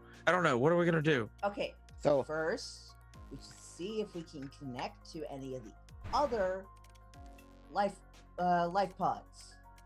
There's Okay. gonna be other As people soon down as Chuck says that, I'm gonna start working on that. Second, Okay. Don't just jump in the water. This is an alien planet. Do you know how dangerous the oceans are on Earth? Terribly dangerous. I have that whatever that phobia is about deep oceans. Yeah, Well, but you're gonna be fucking screwed here then. Uh, Okay. yeah, but oceans are dangerous mostly because of the entire contamination thing back at home. Yes, but that I'm is talking true. prior to the contamination. Have you heard of the orca? Yeah, it's a vehicle. It's No. land. It's not a No. vehicle. They were the killer of whales. They are very large dolphins that actively hunted They killed humans. whales? And whales. But they actively hunted humans. What? I think I'm sidled next to Lyle. At this Okay, but You're not making me Actually- feel better at all, by the way. if we're taking water, we have to check that from below. Yep. Anyway. Which is why, if we're going in there, who has a knife or something we can use to hit things? Yeah. So I have point scissors. 3, inventory. Okay. I've got balloon cord. Or parachute cord, or whatever you I want was to call gonna it. I keep it in this nice bracelet. Nice. Uh, Okay. So Tamsin, you were checking on the radio, right? Yeah, see if there's any other signals coming out. See if there's any signals from the ship itself. As you go to check the radio, you find that it's broken. It was broken in the crash. It's flickering in and out. You get a little bit of signal, but it's not consistent enough to really do anything. And the transmitter's not even consistent enough to do like Morse code. Okay. The emergency beacon does still seem to be working though, so you're still broadcasting a distress signal. Okay. I'll relay that to the crew then. Like, the radio is fucked. We've got to get this thing fixed ASAP. oh, yeah, okay. What's All right. it for it? Anything I can do to help, just let me know. Come over here and hold the light. I need to crack the case on this thing. All right, you got it. You got Okay, it. Duck in okay. one hand, light in the other. As you do. Actually, I was joking about fixing the engines. I'm not going to. It wouldn't start anyway, but I can look at the radio. Yep. Okay, so I'm gonna Okay. aid you, Boris, on fixing the radio then, because I've actually got some engineering. So, okay. Since you're dealing with hardware components, I'm going to have you both roll mechanical engineering. So we'll take Boris's role as the primary, and then Tamsin, if you roll high enough, it'll give a +3. No, of course. Of course. The good news is you don't break it Good. more. But neither of you can sort of make heads or tails of what to do, and you imagine both decide maybe it would be better to look at this when the pod is not rocking up and down Okay. over and over again. On another hand, actually, I'm engine engineer, and I would have more chances with engine. True. All right. So I guess Boris and I are gonna go and look at the engine. No, there's no point. Why? It's an escape pod. We can It at has least no make sure engines we're to not lift taking off. off water, man. Oh. Oh, right. Well, maybe we could do it to use it to cook food. Is that a thing? I don't No, know. it's probably single burn. It's an emergency thruster. we Oh. might be able to disconnect it and turn this into a proper boat. Yeah, I mean the engine might A still boat? work. We have a Well, boat? This is a boat. It is- we are floating. Yeah, that's right. And it's not even a submarine. Knock on Not well, yet. synthetic wood. What? I don't get. Is that a reference? Yeah, whatever. It's an older thing. Oh, got it. Paddle boat. Okay. Paddle boat. So, I'm gonna actually help. Yeah. Sorry, what was your name? Your character's name again, Sam? Lemuel. Lemuel. I'm gonna go up and help Lemuel paddle. okay. Between the two of you, you start making a lot more progress. Lemuel's been doing a pretty good job, and you can definitely tell you're getting closer to the cryopod section of the ship. The two of you, probably being so close to the water, probably start to notice that after a little while, you can start to see the bottom of the ocean. and it seems like you're getting into more and more shallow areas. It's still quite a ways down, but if you squint, this water's really clear. So if you squint, you can see down to the bottom. Do we see like corals or anything living down there? Yeah, it's a little hard to make out because it's still really deep, but you can make out there's some coral down there, and you see the movement of fish. They look like they're, small, friendly, pretty fish, not the big eat-your-face-off type fish. I'm going to shout down to the crew, like, there's fish here at least. Okay, so Chuck climbs out and gets right down, face in the fucking water, ass in the air. I don't know. like, I don't know if the leaning water's off the safe edge of though. Okay. Well, Are you? I'm observing the fucking fish to figure out which ones are herbivores, which ones are predators, that sort of thing. Kind of observing the wildlife. Okay. Naturalist? Let's have. Yeah. Are you? Do you grab anything for your face? Do you try to find any kind of goggles or anything like that? Or are you just sticking your head out in the water and looking? I'm sticking my head in the water. Okay. In that case, yeah. Roll naturalist at disadvantage because you are looking around in salt water with just your bare eyes, so everything's gonna be a little blurry. Salt water doesn't cause that issue with human eyes. It's the same salinity as tears. It's only with fresh It's water always that you made have things- issues. And chlorinated Always water. made things more blurry for me, but Alien water. It's got sulfur. I'll allow it. Sorry, this is something I picked up with scuba diving and stuff, and when I go snorkeling and stuff. It's way easier to see in salt water because it has the same salinity as your tears. But fish pee in that. Yeah. Fish Yeah. Pee in fucking everything, Jay. I hate to ruin it. Fish pee everywhere. Fish pee all I'll over you right compromise. now. Fish pee is better than I'll compromise with you. I don't know, where this went all of a sudden. I'll compromise with you. Not disadvantage, but we'll say it's at a -2 because it is an alien planet, and it's probably not the exact same salinity as your eyes. So I got a 10. So a 10. So you're not able to tell right off the bat what's an herbivore, what's a predator, and whatnot. But you can tell that they're not harmful to humans. And without naming scanning them or without naming them or anything or not naming brain, without scanning them. That's what I was trying to say. Or observing them, real up close. You're not able to tell which of them might be edible or not, but your guess is that some of them probably are. Head comes back up out of the water dripping. I think we can eat some of these. Bony. And I'm just going to give you all this freebie too. You remember that the fabricator, there is one on the escape pod, and it can be used to cook and sanitize food. So I know somebody was talking about fashioning a cooker with the rocket thruster, but the fabricator will work for that. Oh yeah, perfect. And it is undamaged. You can't barbecue in the fabricator. Yeah, That's true. It's got that fake barbecue flavoring put on it, and it's just not good. Listen, it's not a Not- charcoal not- fabricator, Yeah. So Can you roast a whole hog in that fabricator? Probably. Hell yeah.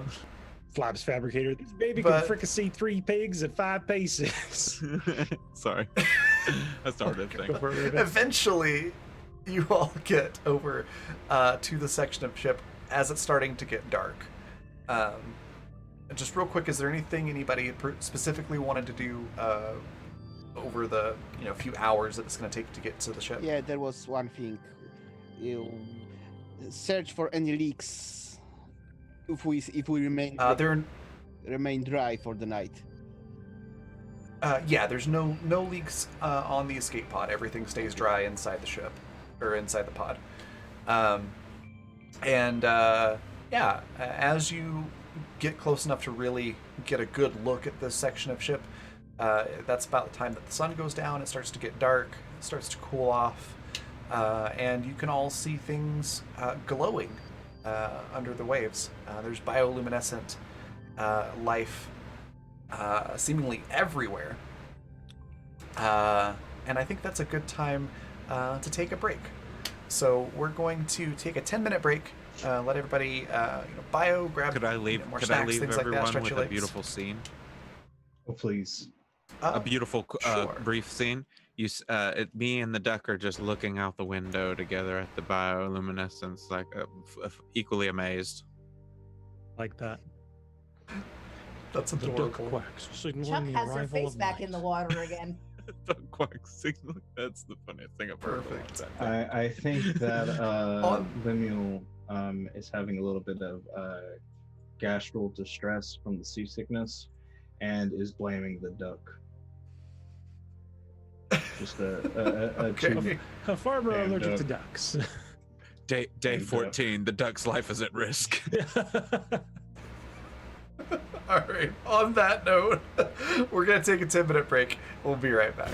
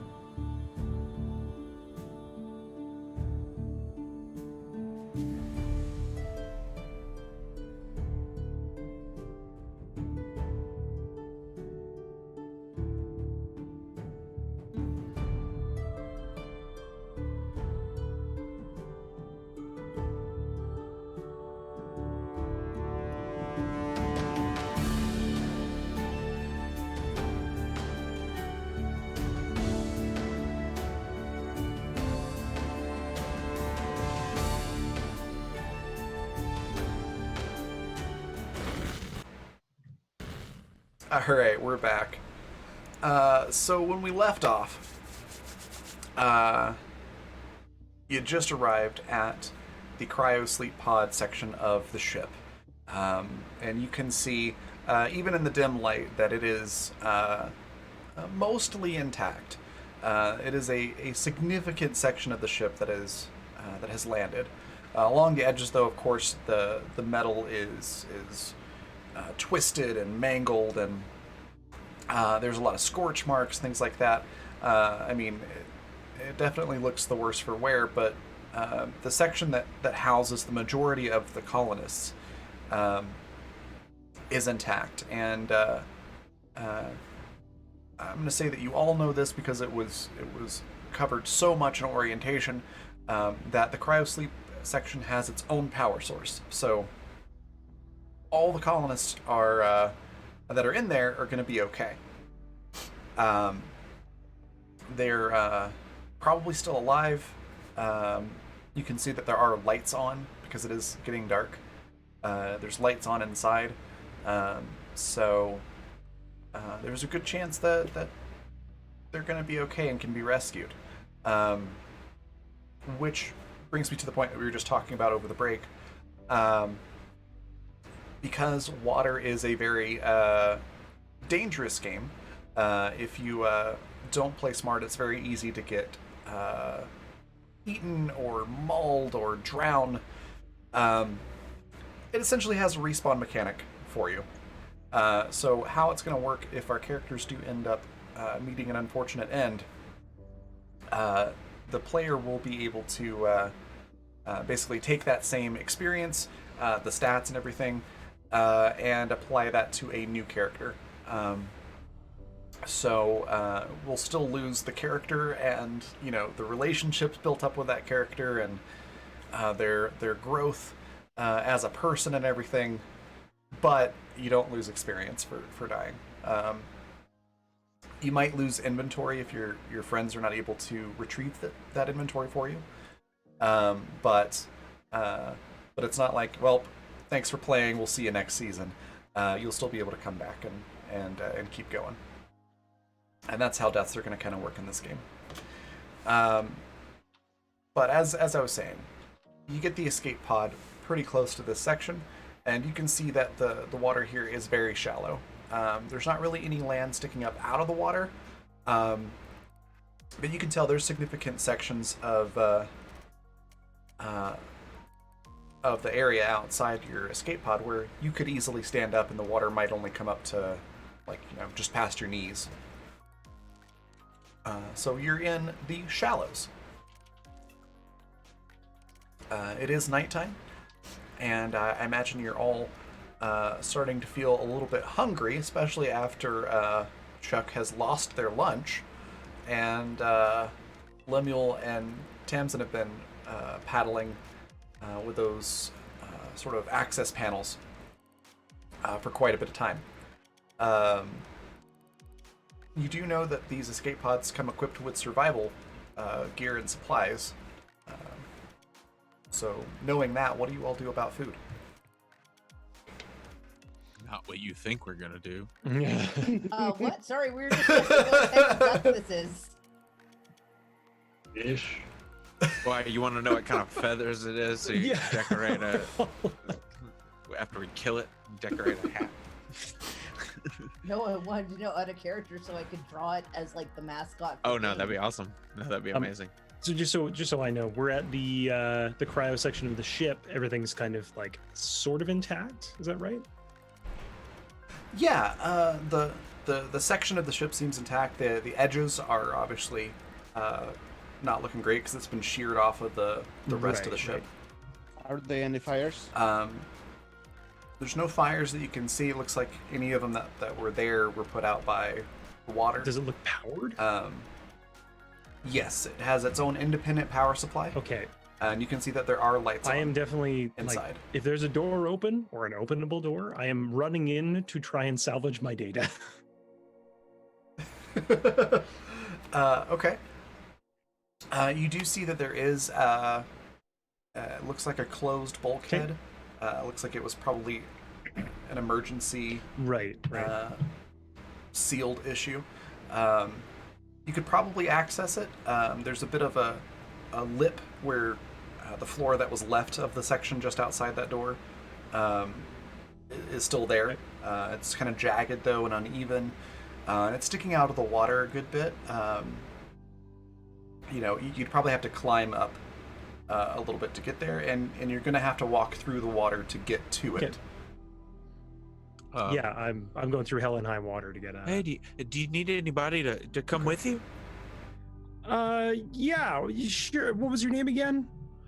Oh, Lyle. Lyle. Okay. I'm Tamsin. Tamsin? We need the data that's in this ship, because if it's not here, we're. I'm not a bad swimmer. Okay. You said you said the water was okay earlier? It should be. Probably. Okay. All right. All right. Listen, Quackers. I need you to stay right here, buddy. And I'm gonna need you to just be calm and not come out of here because you don't know what's in the water and what might eat you. I promise we'll bring you back some food. And I'm gonna put Quackers inside the escape pod, and whoever's there, I'm gonna just eyeball them and keep them Apparently, safe. it is a fluvius whistling duck. All right. I'll look up that. But anyway, so I'm gonna leave my best new friend alone while I go and retrieve some data. It's difficult to tell exactly, but you get the distinct impression that Quackers is sad that you're leaving. But they waddle over into a corner of the escape pod and sort of settle in. Sorry, are there like rooms and food and stuff in where you're going? There's like beds and things? I don't know. You would know that there are cryo sleep pods, which theoretically could be used as a bed.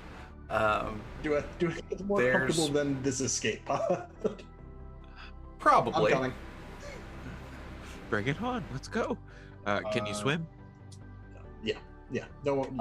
Oh! When you guys are over there, find me a scanner. I'm gonna keep watching the fish. I just gotta document all these lovely, lovely creatures. Fine. Okay. Find out which ones are most edible. Who cares about edibility? Look at how beautiful they We're are. trapped here. I don't know. It might be important in case some of this I know, equipment goes out. But look at this ecosystem that's like completely alien yet so familiar.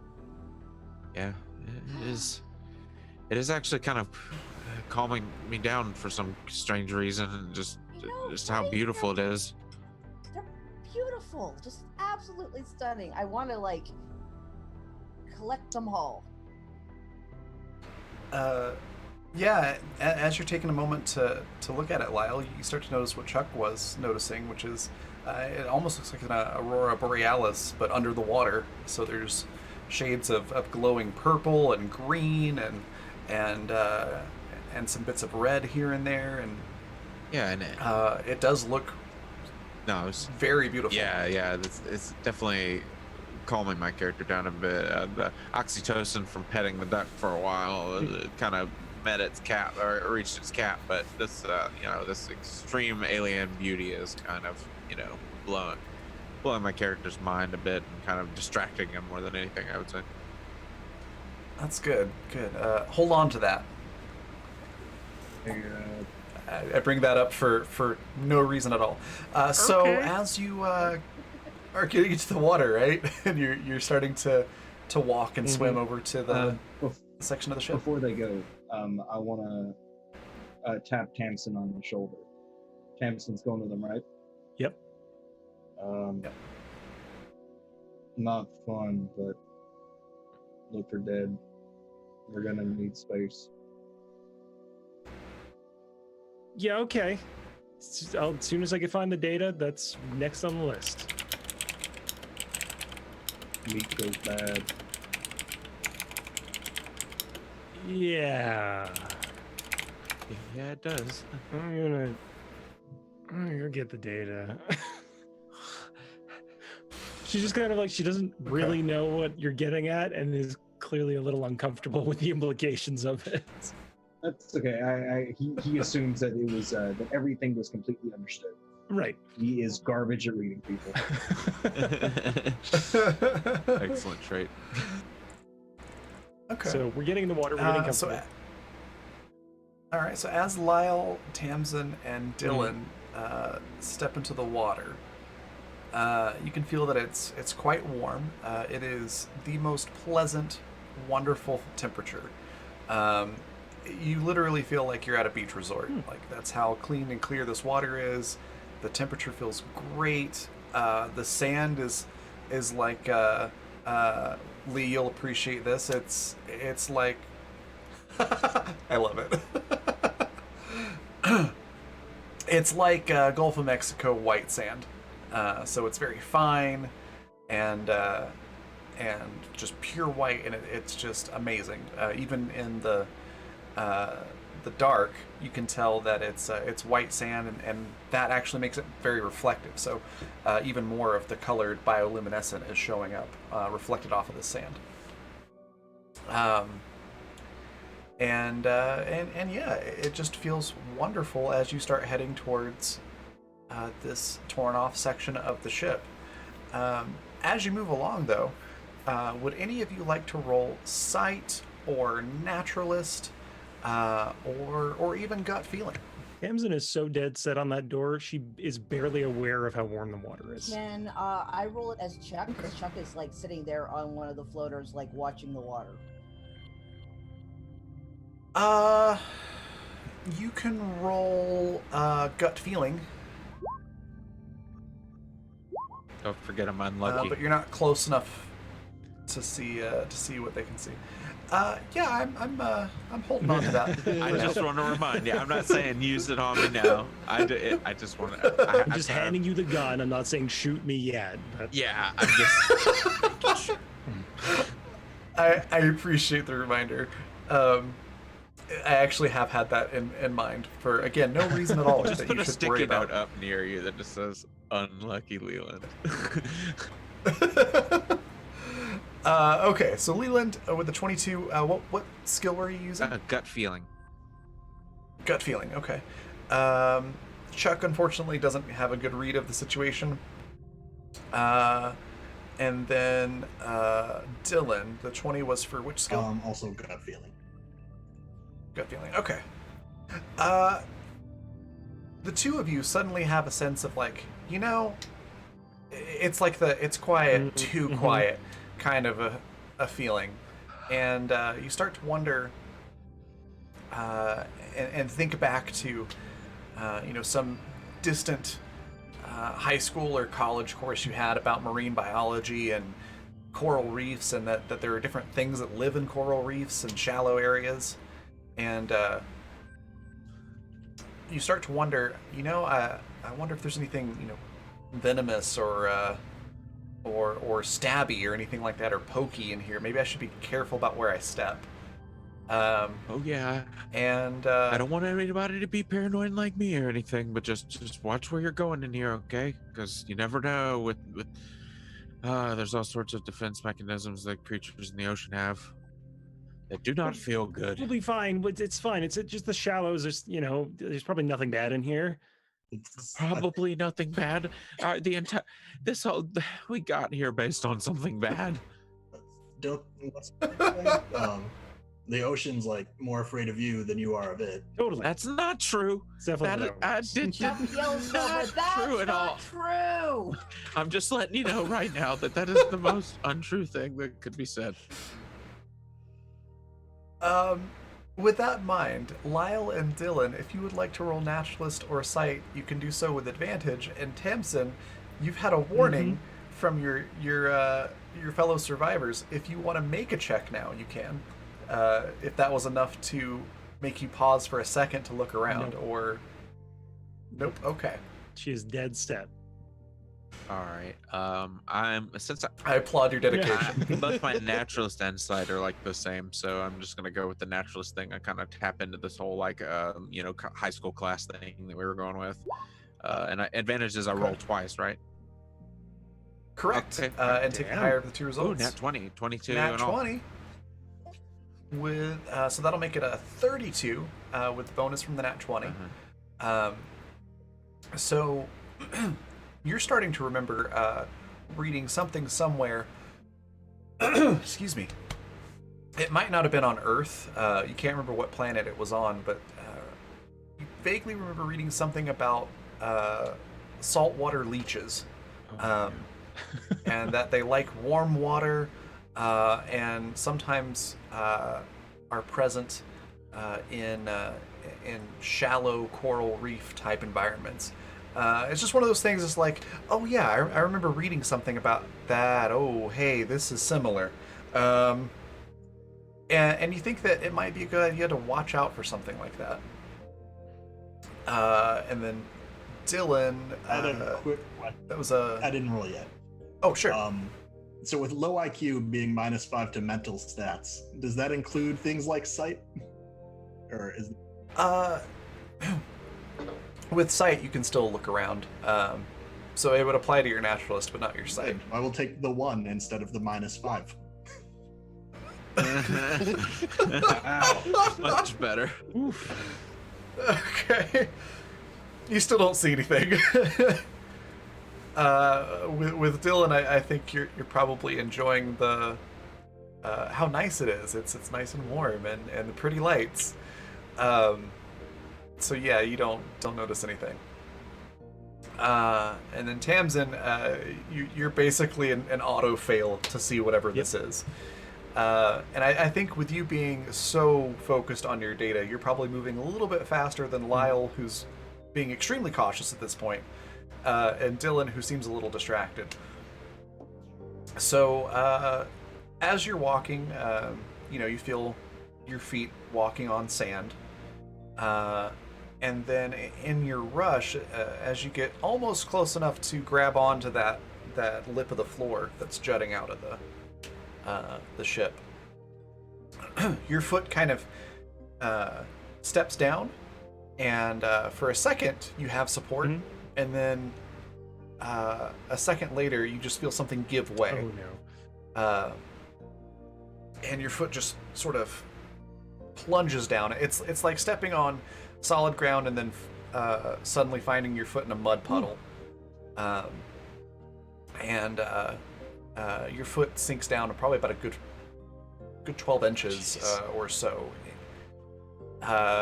And you feel something sort of slimy. You can look down and you can see that there is some sort of seaweed just all over the place right here, and that's why it's slimy. Right. Do you take a moment to inspect this, or do you just try to pull your foot out and keep I'm going? more annoyed that the seaweed is getting in the way of my data, so I'm just gonna kind of like barrel through it if I can, or just kind of not worry about what it is. I immediately crouch down and get in her way and start helping her get her foot out of it. Okay. Here, so hold Tamsin, on. Go ahead, Raven. So Tamsin, give me a might roll to pull your foot out, and then Lyle, give me a sight roll as you're helping them as you're helping her get her foot out. That's not good. 16 for might. So Lyle, you notice the seaweed. You can tell that she's obviously stepped into just a depression into the coral, and it's probably just like a thin piece of shell or coral or whatever, and it gave way. But I mean, it looks fine. You're able to get her foot out. She yanks, her leg out of there, and good news, you don't lose your shoe. Like you got it out, no problem. Here's the funny part. Funny. It's very haha. You're gonna take 1d6 damage. But the funny part is Tamsin doesn't realize it. So you'll take 4 damage. Tamsin doesn't know that she's taken damage. Doesn't feel any pain. Not even focused on it. Yep.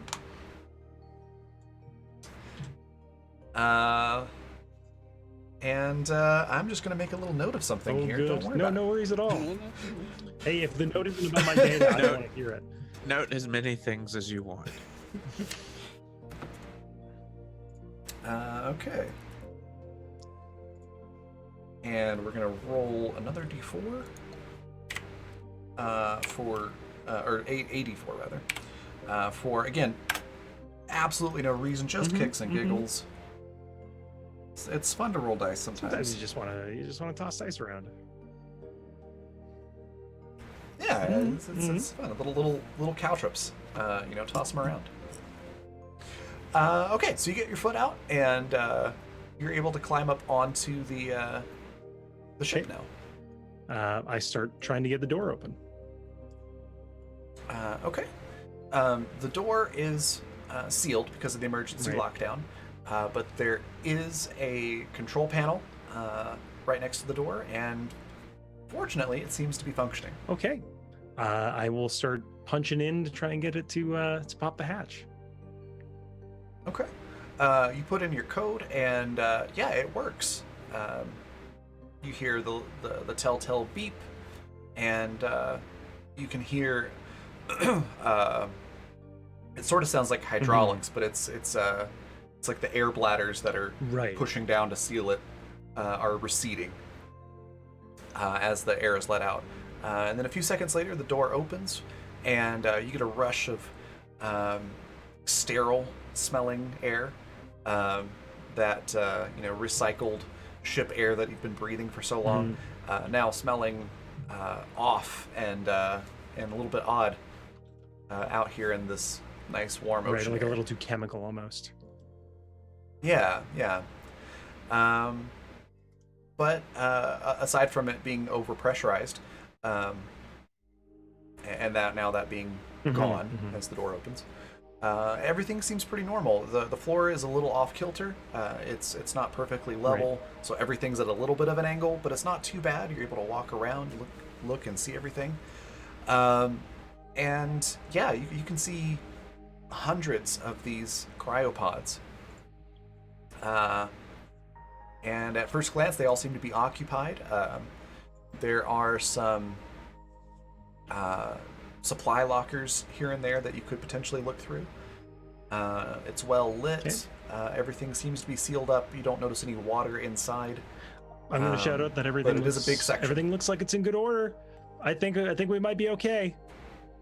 Yeah, let's start sorting through some of this stuff. See if we can't find anything to help us out. Yeah. You go ahead and do that, and I'm going to search out the closest panel or terminal I can find. I want to start looking through Okay. the supplies and lockers and stuff like that. All right. Let's start with Lyle then. Let me have you roll a sight check to search through one of those lockers. I'm so bad at sight. 9. You found a locker, and you pause for a moment to admire the the aesthetics of the design and the efficiency of materials and how good of a locker this is. Wow, this could hold all of my stuff. No one would be able to get in and steal my good scissors at night and Can hold a whole goose. all my stuff. Yeah, it's not a goose, it's a duck. Don't ruin my dreams. So, yeah, you take a minute to do that. So we'll come back and let you check again. Excellent, in a thanks. moment. What was Dylan doing? I think I'm also checking lockers. When I heard supplies, I'm probably more Okay. looking for like snacks and shit because I don't know what actual valuable supplies would be for the professional people in the group. Okay, go ahead and roll sight as well.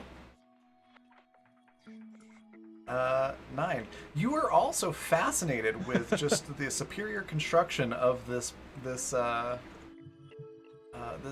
locker. They're just really good lockers. We should definitely can we take them off the wall? Yeah, just gonna bring them with us.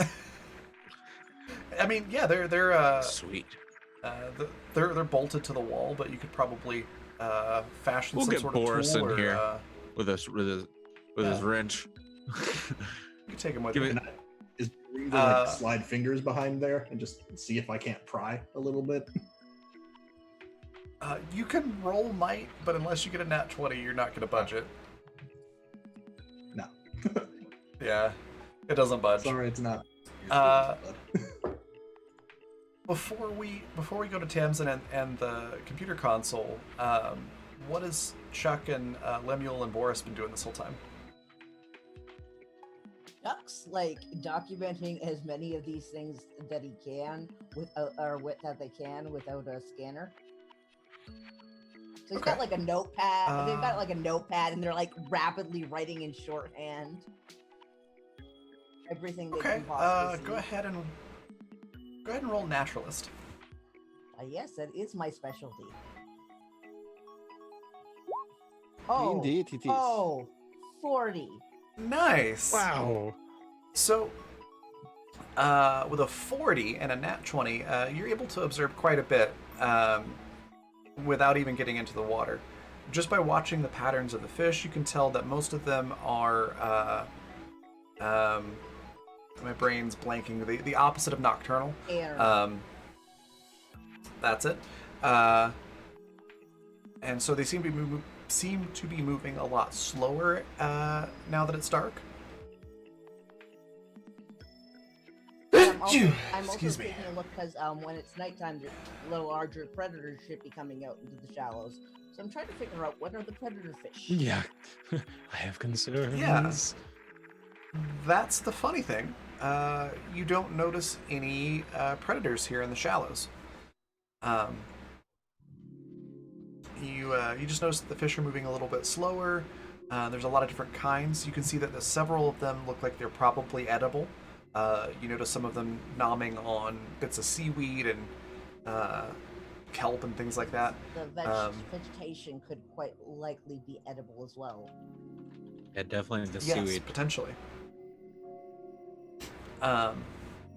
So you do make those observations, and let's see. You did get a 40, so you'll probably notice.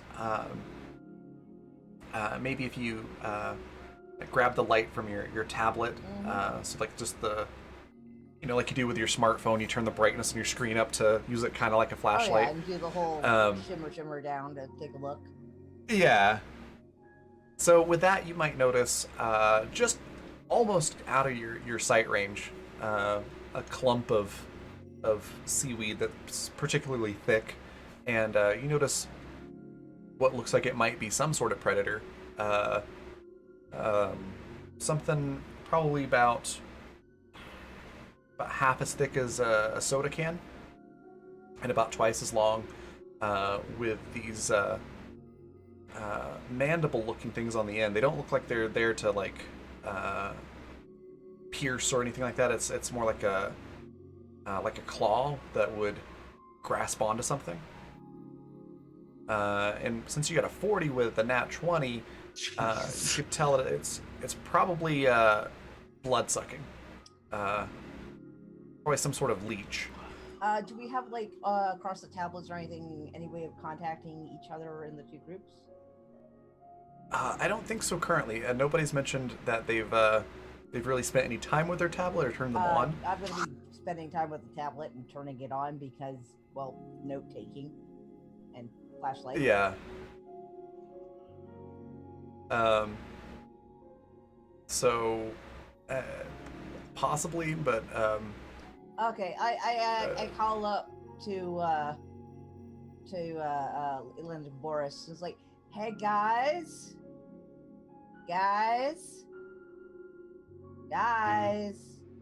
Bueller. guys. What? Yeah. So when you're in the water, watch out for the seaweed clumps and stuff. There's like bobbit leeches in there. Like Lorena bobbit, but like the bobbit worm. Yeah, we'll be sure to look out for it. It's fine. It'll be fine.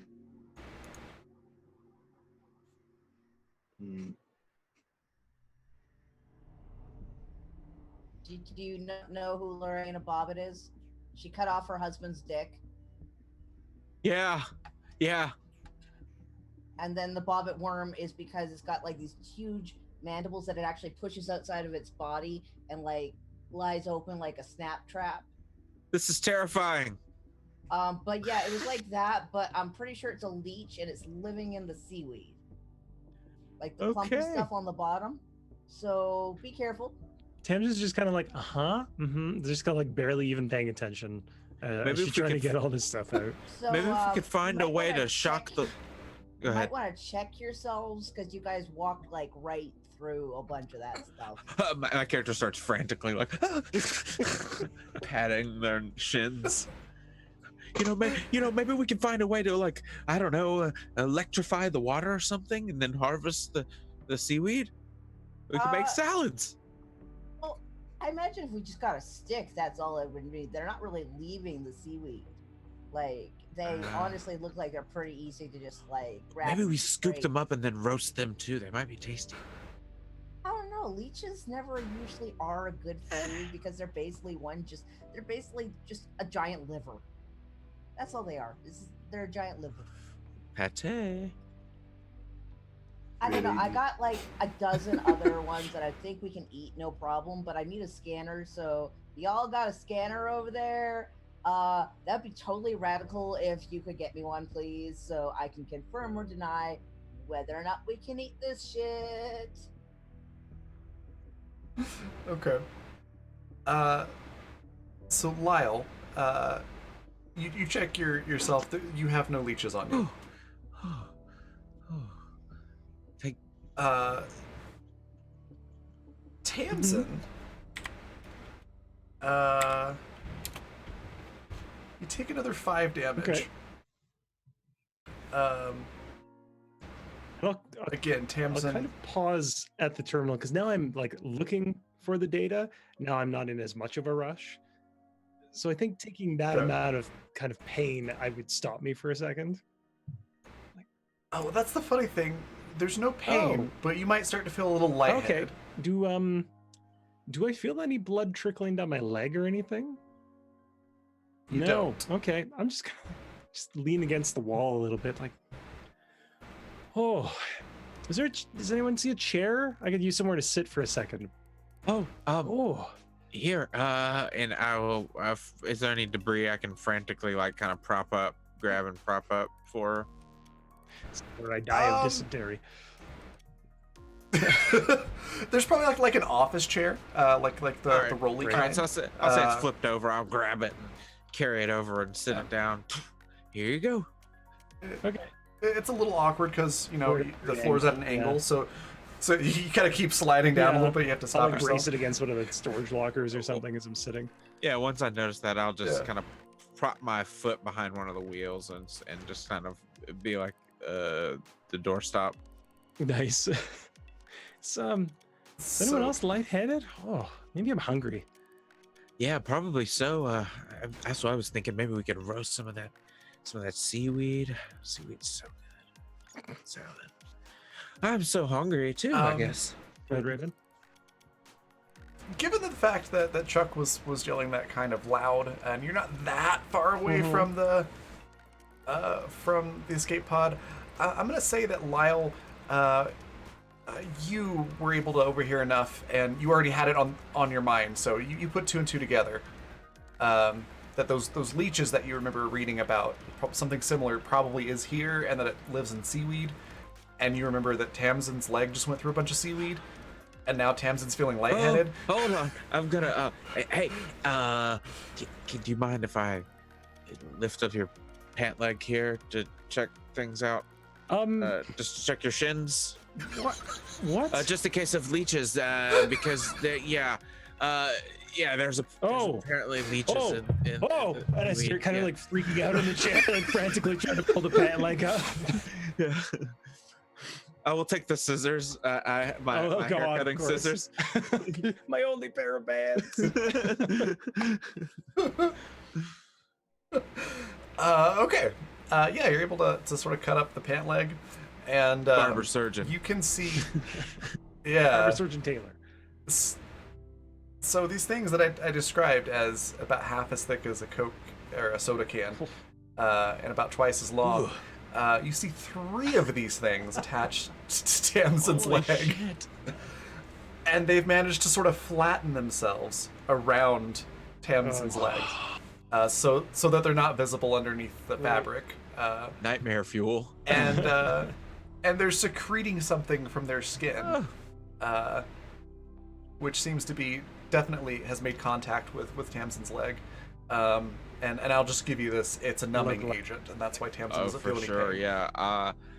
I'm gonna take my scissors from both fingers, flip them around, and turn them into a knife. Okay. Oh, just in case it wasn't clear, those mandible things that I was talking about, they're latched around Yeah. Tamsin's leg, like I holding very on. much would like to start trying to carefully stab these things. I don't like that phrase. Carefully stab your leg. I'm trained in this. It's fine. Okay. Let me have you make a melee attack roll. Oh, please don't whiff this. All Don't let me right. die on the first day. All right. So being athletic, does that add to it? No, it doesn't. Okay, not in this. Because this isn't Not a skill. It's just your training in melee weapons. Got it. Which that is that would apply. You're going after a particularly nasty knot. It's 0, so we're going straight die roll here. Unlucky. All right, so Three. your die roll. Oh, oh, Oh, that was bonus action roll. Oh, oh, that was okay. Oh yeah. All So right. so make sure you get that bonus action. Put that back on your sheet there. Oh, I got you. Where do I So- roll attacks at in this? Oh, attack. I see it now. Yeah. I see it now. Never mind. Sorry. All right. So the good news, you will get your physical attribute added to the How roll. much damage Yeah, do you my have scissors to do? you have to pick training type, single attack melee, and it will go from there. Yeah, I got you. I just noticed that. I apologize.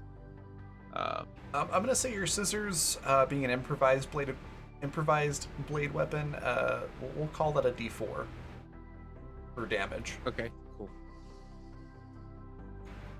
D4 plus your physical attribute. What was the attack roll? Okay. So what? It was a 3. Are we just going with what that roll was, or? That's a bonus action. It's a different. Oh, okay. I got you. I'll technically that is rolling a D20, but that's a really low roll. So in the interest of not killing Tamsin right off the bat, I'm gonna let you roll again. Sweet. 6. Fuck's sake.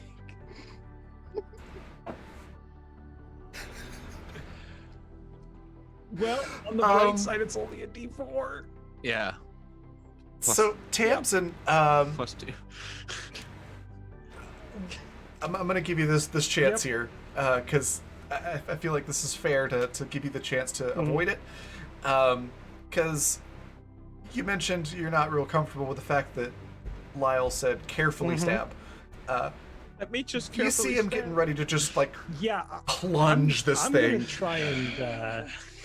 I don't have amazing dodge. I'm gonna say this I'm gonna might try not and work deflect. right before doing it. Is deflect melee or is if you wanted deflect to like, so dodge is weak against melee, Okay. but deflect is normal. So maybe you could do something like try to take your hand and move his arm out of the way. I think I'm just gonna try and like before he slap stabs it your leg. out of the way. Okay. Go ahead and roll Feet don't fail me deflect. now. Awesome. You just had to beat the That was 6. easy. So Lyle, you get ready to just like plunge the scissors into this thing, and you would have missed horribly. And Tamsin stops you. Whoa, whoa, whoa, whoa, whoa, whoa, whoa, Oh, thank whoa. goodness you stopped me. I've never used scissors like that before. Hey, who was it talking about leashes over the tablets? Oh, it was Chuck. Chuck. Yo! What do we do about leeches? What do they do about leeches, Raven? I mean, these work pretty much like normal leeches, except for the fact that they have these, death grip The only way mandibles. I know how to deal holding with on. leeches is pour a ton of salt on them. Thinking kind of like ticks that- where you grab kind of the head to get the mandibles off. Okay, so I can attempt that with a might or something. I was gonna say I might roll naturalist. Can I roll natural? I was gonna say, would somebody like to roll? Can I roll naturalist? Everybody that wants to Okay. roll naturalist. Oh no, I am way too panicked. 21.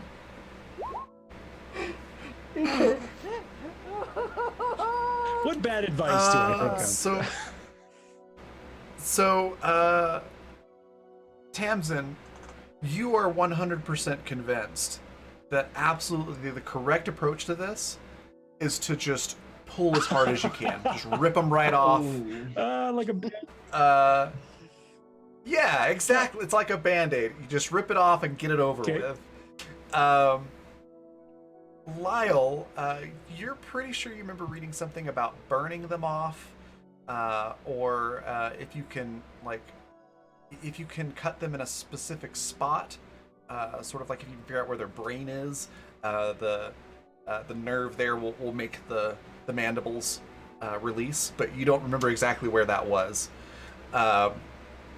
Chuck, you're a little bit better on that. So you know that if you can burn them anywhere with a flame or something equally hot, it will cause a reaction to have them release. Or if you stab them sort of towards the tail, the very end is where a nerve cluster is, and that should make it release its mandibles as well. Okay. You can pierce that. So what you gotta do is you gotta hold some fire to them, or you gotta stab it in the butt. Also, Tamsin, while they're doing that, since we had a plot point redeemed from Michael, you do see that there is a fishing pole nearby that might help you in pulling this. If you just, maybe you could stick the hook in it and then use the fishing pole to That's what I'm pull. going for. I'll see that leaning against the wall, and I'll be like, "No, don't worry about it. I've got this. I've fished a few things in my time." I'll just yank out the pole and start trying to hook the end into one of them. Somebody stop me! Okay. I don't think that's how you get Is rid of anybody them. going to try to stop I her? don't think that's how you get rid of them. What are you doing? Wait, But it's like a band-aid. You just yank it. No! No. Somebody Not said Wanna- split off, you'll just bleed out. Here, take this and start cutting at its butt. I'm just kidding. I don't know that. Yeah, what? Take this- take these scissors and just start cutting at it. There's a nerve in there somewhere. Well, yeah, in my You leg. gotta cut the end of the tail, right Oh. where its butt would be. Oh, cool. Okay, I'm gonna try to cut it like normally, like with scissors, Like you would cut hair, yeah. instead of stabbing at it wildly. Okay. As you cut into this thing, it starts to shudder and undulate on the leg. Thankfully, Tamsin can't feel that because it would feel really creepy. But it also starts secreting a ton of that numbing liquid. And fortunately, because of where you're cutting, no blood comes out. You don't cut into its stomach. Oh, good. Excellent. Do you want to do Uh, this? And I'm willing to that- hand over the scissors to Tamsin. Yeah, you know what? Yeah, okay. Oh. Can I feel my leg at all at this point? You can feel your leg. You just can't feel the Okay. skin of your leg. But Lyle does get enough into that section about halfway through the body. You hit that nerve in it. That one releases its mandibles and sort of flops down onto the floor, and blood is oozing out of its mouth. All right. Grizzly. I'm gonna take the fishing pole and just kind of hand it to Lyle as I take the scissors. Okay. Yeah, okay. You know what? I think you know what's going on, and I'm just gonna start carefully snipping away the other two. Okay. Yeah, you're able to do so. Same effect. They release the mandibles and blood oozing from the mouth. Your blood, Oh, good. as it were. But yeah, you managed to do that. They're still alive, but they're not sucking your blood or damaging you anymore. I'm gonna start stomping on them. Yeah, I was. Just put them out. Oh Wait, no, I need those there for anything- samples. If there was anything around for smashing, I would have started smashing. Yeah. As soon as they're off, you just go like. Okay. I'm gonna say that you managed to stomp them. They're quite leathery though, so internal organs are no longer Right. organs. It's just a bunch of bloody Yeah. goo. We're tenderizing. But they're intact enough. You could probably learn something from them if they bring them back, Okay. Chuck. Before we go further there, Lemuel and Boris, you two haven't had much of a chance to do anything recently, so is there anything that you want to do while all this is happening?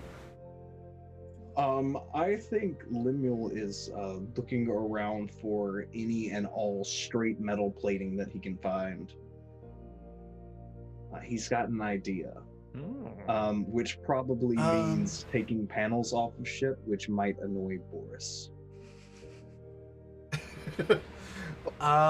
There's maybe 2 more panels that you could pull off of the walls in the easily in the escape pod, and there is the lid to the storage container in the escape pod, which you could potentially break off, but it is attached on a hinge at the moment, so you'd have to break it off. You do notice, big chunks and sheets of metal in the water if you look around. Yeah, outside. They're not very close, are they?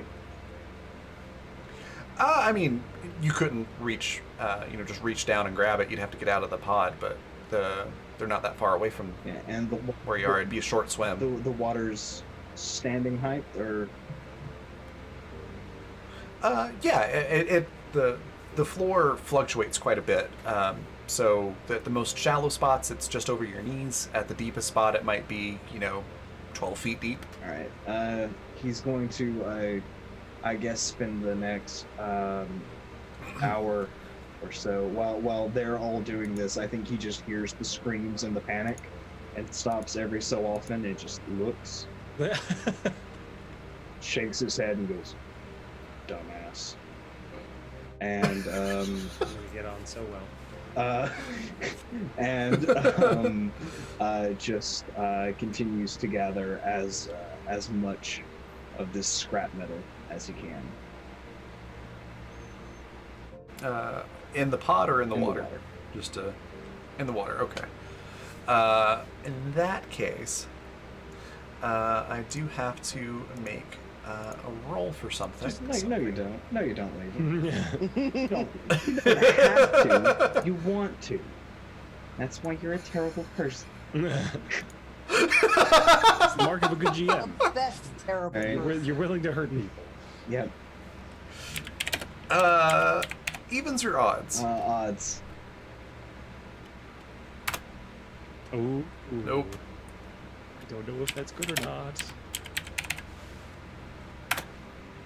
No, that's not good. 84. 84. Oh yeah, these are fun. Y'all didn't run into these on the playtest. Oh Ah, shit. No.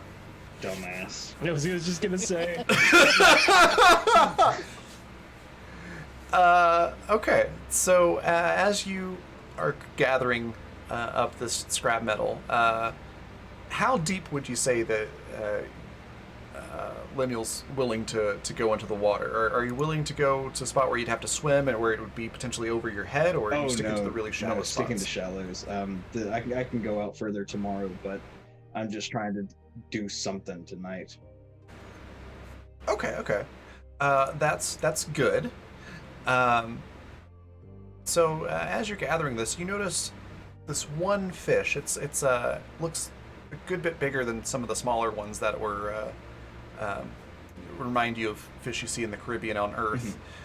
This one looks like it's about half a meter long. And as you look down at it, it's really faint because you're not in the water. The water's not over your head, but you still do hear it a bit. It's this odd rhythmic sound, and it kind of resembles someone chanting, like a Gregorian chant type sound. It's very rhythmic and a bit hypnotic.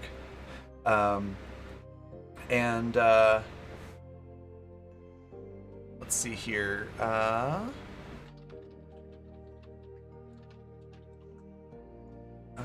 Just reading my notes here on these, since we haven't used them yet. Make sure I didn't forget anything. So the chanting, it's quite hypnotic sounding, and it just has this sort of natural draw, like you want to go towards it. Make a discipline roll Oh. to see if you can resist that urge. Oh, Raven, do you hate me? Do you just fucking hate me? I mean, it's cool. Oh, Oh, Yikes. yeah, it's you can't explain it, but you just have this irresistible urge to go check it out. Dumbass. So yeah, you're under the water. You kind of don't have a choice but to swim over to it. As you reach it, there's about 5 feet of water over your head. So we'll just call it an even meter. So maybe a little less than 5 feet. So you're about a meter deep, not very far down.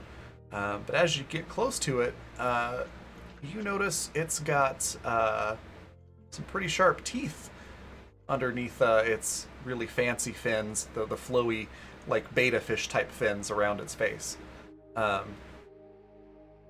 you notice that it's got some pretty sharp teeth there, and you also notice just how pretty and shiny and just sort of magnetic type attraction to you that these fins have, because they're glowing or bioluminescent. It's just like the prettiest thing you've ever seen, and all you want to do is just take a second to admire it. But you did catch a glimpse at those really sharp, pointy teeth, so I'm going to give you another discipline roll chance. Oh boy.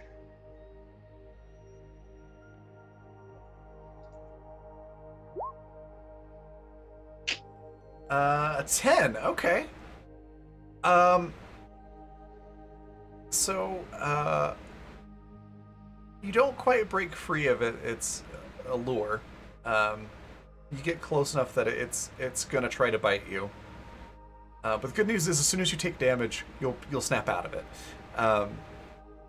So it's gonna try to bite you. You've got enough reaction time here to try to avoid it. How would you like to do that? What defense would you like to I use? will. Have I gathered other pieces of metal? I assume I would have got some of the ones in the shallower water first before going out deep. Yeah. Yeah, you could probably get like an armful. I just want to slam it down in front of me. Hopefully on the thing, but if not on it, at least blocking its path. Okay, so like absorb, then you're gonna block. Yeah. Okay, just using the metal to block. So we're gonna roll 1d20, and we're gonna say plus. Give this thing like a +2 to physical, and it hunts for its survival. So, but it's a small fish, so let's say we'll give it a +3 in melee training. So a 15 to bite. Okay. Go ahead and roll your absorb defense with a +1 because you have some sort of shield. Okay. Hey. 20. Nice. 21. 21. Yeah. So you slam this piece of metal in its way, and it smacks into the metal, and instantly you snap out of it. You know exactly what's going on, and this thing is dangerous. Shit. And you're able to go back up to the surface and get away from it. Dumbass. What do I observe? The native dumbass. As you're looking Natural around- habitat. You notice Lemuel picking up metal, and then you see their body language change, and they act a little odd, and then they start swimming down into the water, and you see a shiny rainbow colored bioluminescent coming from that deep under the water. You can't really make out what the fish is, but you do see Lemuel suddenly jerk around and seem to struggle with something, and then frantically swim away. Can I throw in, just for a little bit of flavor there, that there was a Sure. very ruler of the hill style. Whoa! At the moment, the fish lunge. Nice. We're glad you're still with us. Sure. You gonna tell me what it looked like? Shiny. A lot of tea. I'm gonna need a better description, bud.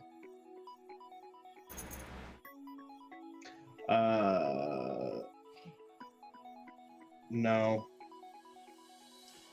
Nope, too busy swimming away. Come on, man. I need to know what it looks like so I can make sure nobody else gets eaten by it. You go fucking look, you goddamn hippie. I beg your pardon, hippies are white. Whatever, I'm colorblind. That doesn't help anything. Makes it worse, actually. It's kind of a crappy way to be, man. You recognize that there's differences in how people are treated based on their skin colors. I mean, it's part of racism. Hey, if he doesn't learn it on Earth, he's gonna learn it somewhere. I mean, that's This is an education in multiple ways for Lemuel. He's just goddamn fucking granola eating fuckers. I don't even have I'm sorry, but did you just call me vegan, man? No way. I mean, veganism is only like reserved for like the few rich people who can afford it. I've hunted and fished with my folks. Pardon my cracking voice. I'm so sorry. It's all good. Good. No worries. No, Lemuel's just I'm looking forward to figuring out which of these bastards we can eat. Lemuel is just going to sit on the on one of the parts of the ship of the escape pod closer to the water, and just look out and shake his head and contemplate all of his life's mistakes that have brought him to this point in time. Chuck's coming over to sit next to him. Knew I shouldn't have sabotaged that engine. Flip through the notes of the fish and it's like, so it'll look more like this one, or this one, or this one, or this one. You're interrupting his introspection. It's not introspection, it's just a hollow sound of whistling and dumbass. In the distance, you hear whisper. So real quick, I wanted to mention, Zan, I think you probably got about 4 pieces. Well, since you had to slam one down to block the fish, we'll say 3 pieces of metal salvage. So those can be used as they are, just as basic sheet metal. Mm-hmm. Or you can use the fabricator to turn those into 4 titanium units each. So the equivalent of 12 titanium. Okay, cool. Each metal salvage takes up 4 units in your inventory, whereas the titanium takes up 1. Okay, So I will talk to you about that off stream because I'm not entirely sure, but I understand. No worries. But yeah, that's good. I got stuff to make a little project now. Cool. Let's did Boris want to do anything? Yes. In the meantime, while everything this was happening, Boris had 2 important self-appointed tasks. First, strip the outer shield, the outer layer of the main ship. I mean, between the external layer and the walls, there will be a lot of cables. Boris wanted Yeah. Boris wanted to strip some cables, some entire what's the word for many cables that go parallel to each other. Oh, I know the word you mean. Oh. yeah. We all know I'm the drawing a word. blank. Yes, we do. Bundles? Conduit. conduit? No, that Bundles? Is that what you're? bundles exactly. Bundles, yeah, Bundles okay. of cables. Oh, Yeah, okay. I thought conduit too. I'm thinking of the. I was thinking, yeah, I'm thinking of the thing that the bundles go in. Yeah, some okay. bundles of the cables to actually tie our boat I like to that. the Okay. wreckage, so Here, I it thought you were gonna doesn't. strip If, them. if waves get higher, it won't get taken away. And this That's a good idea. and the second task would be recheck on the bottom of our boat if there's any fuel left, if it is not leaking. Okay. Well, I can give you the ladder for free. You're able to look around and you can see that yeah, all that rocket fuel is spent. There's none of it leaking into the water, and the underside of the escape pod looks sound. And there's no. also, so there's also no fuel left for the engine reuse of engine if we want to do that. Okay. Yeah, it used up all of its thruster fuel. So- Oh, what on the cables? On the cables, you'll just need to roll mechanical engineering to make sure you pull out cables that are not being used by equipment in the Oh, inside the escape most pod. certainly I wouldn't, because I actually pulled the cables that are ripped Hmm. already. I mean, from the hole in the. Oh, from the exploded thruster. Maybe. I mean, whatever Okay. hole is nearby. Right. Yeah, Any main cables body. that are already like broken out, kind of thing. The cable, Okay. the cables that would be already on the outer, easy for me to reach because they are on the outside. Okay. Yeah, we'll say there's some bundles of cable that have come out of that exploded thruster, and you're able to sort of rip those out. Okay. They just lead to like a firing mechanism inside the escape pod, and that's already been used. So, yeah, you pull those out and secure the escape pod to the cryostasis section of the ship that landed there. So it's pretty secure. So that would be how I spent my time, muttering also things under my nose about the screams that are coming from nearby. It's dumbass in Leeches. Russian. Yeah, sort of. Okay, I love it. In that case, we'll hop back over to Tamsin. You've managed to remove these leeches from your leg.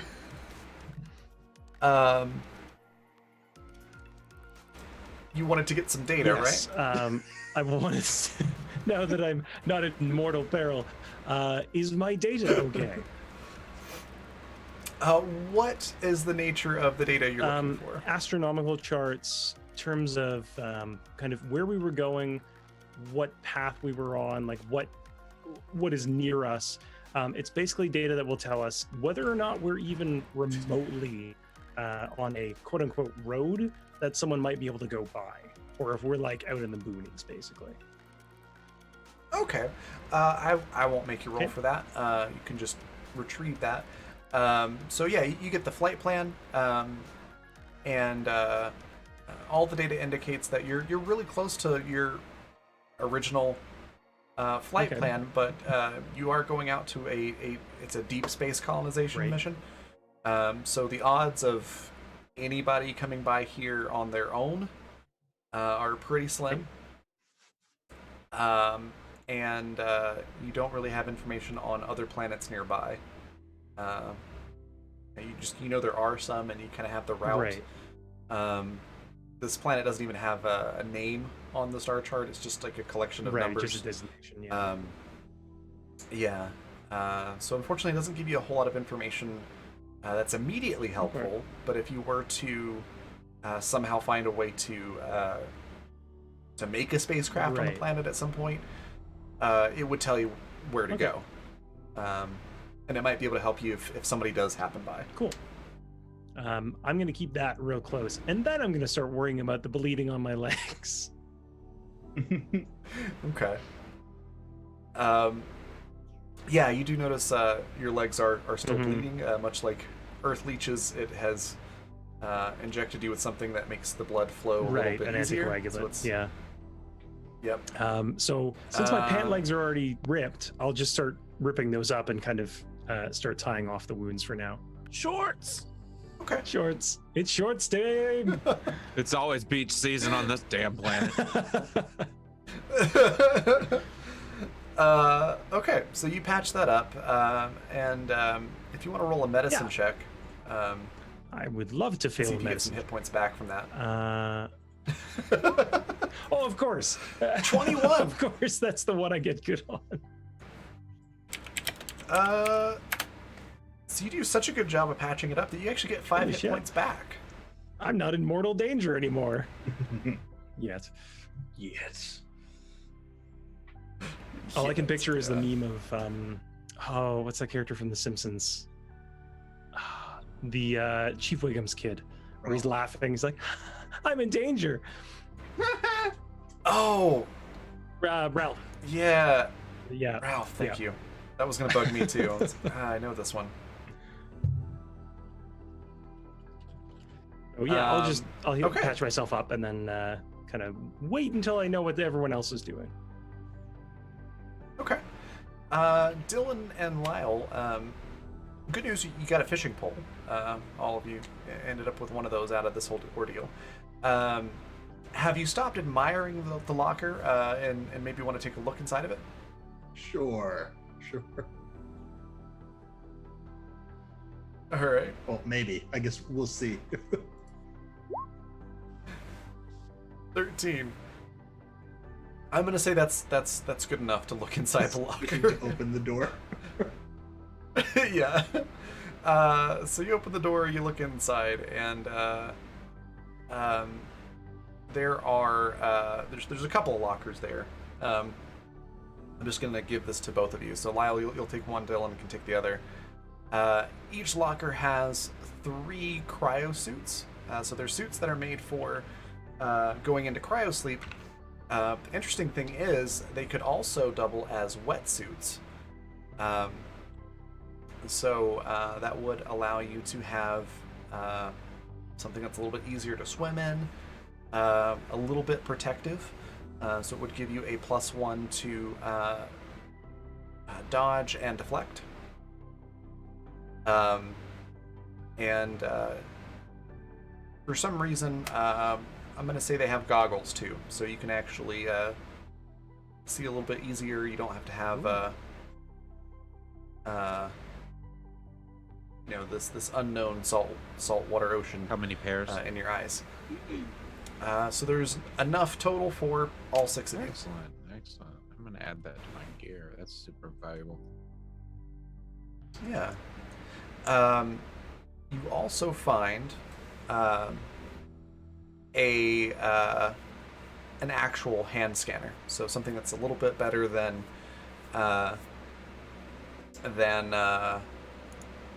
what you have on the tablet. And I believe I can't remember if you start with that blueprint or not. Which one? Sorry. You do start with it. Okay. I was gonna say you might learn a new blueprint, but you all already know that one. So to make this scanner, if you had to make another one, it would require a battery and titanium.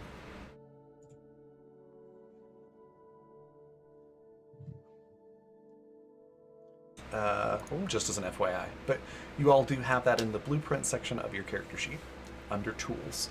And we do have a But you got titanium. one. You do indeed. So with this scanner, you can actually learn more information about the wildlife and various things around you. It does take certain numbers of actions, depending on what the situation is, how far away you are from them. I'll let you know how many actions it takes to scan it to get more information. But this will be very useful for learning more about your surroundings. Heck yeah, it will be. Definitely when in capable hands, especially. We've got all these specialists around here. We could pass it around between them, you know? Just don't toss it. Yeah, pass it safely over dry land or with inside the pod.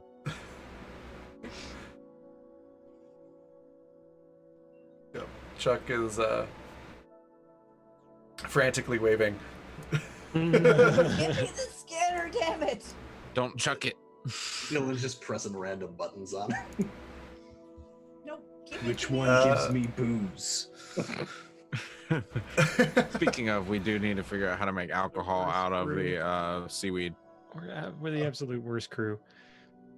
You can make you can Why make do we grain need alcohol out of it. Why or do you- we need alcohol?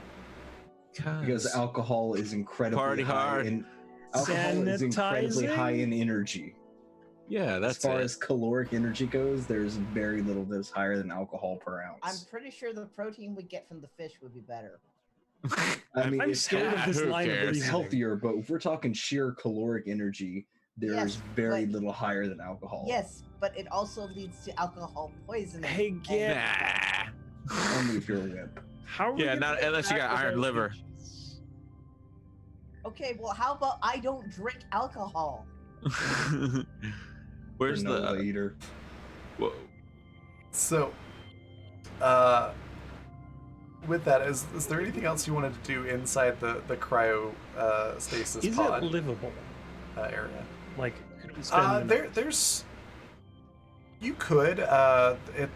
The floor is tilted, so sleeping on the floor would be a little bit Right. weird. We could lean up against a storage Um, locker, maybe. Yeah, it definitely could provide you shelter from the elements. As far as you can tell, all of the cryopods are full, so it is full of living people. Humans. Okay. Food supply in case things get really rough. We've been here one day. kidding. Let's not resort to cannibalism.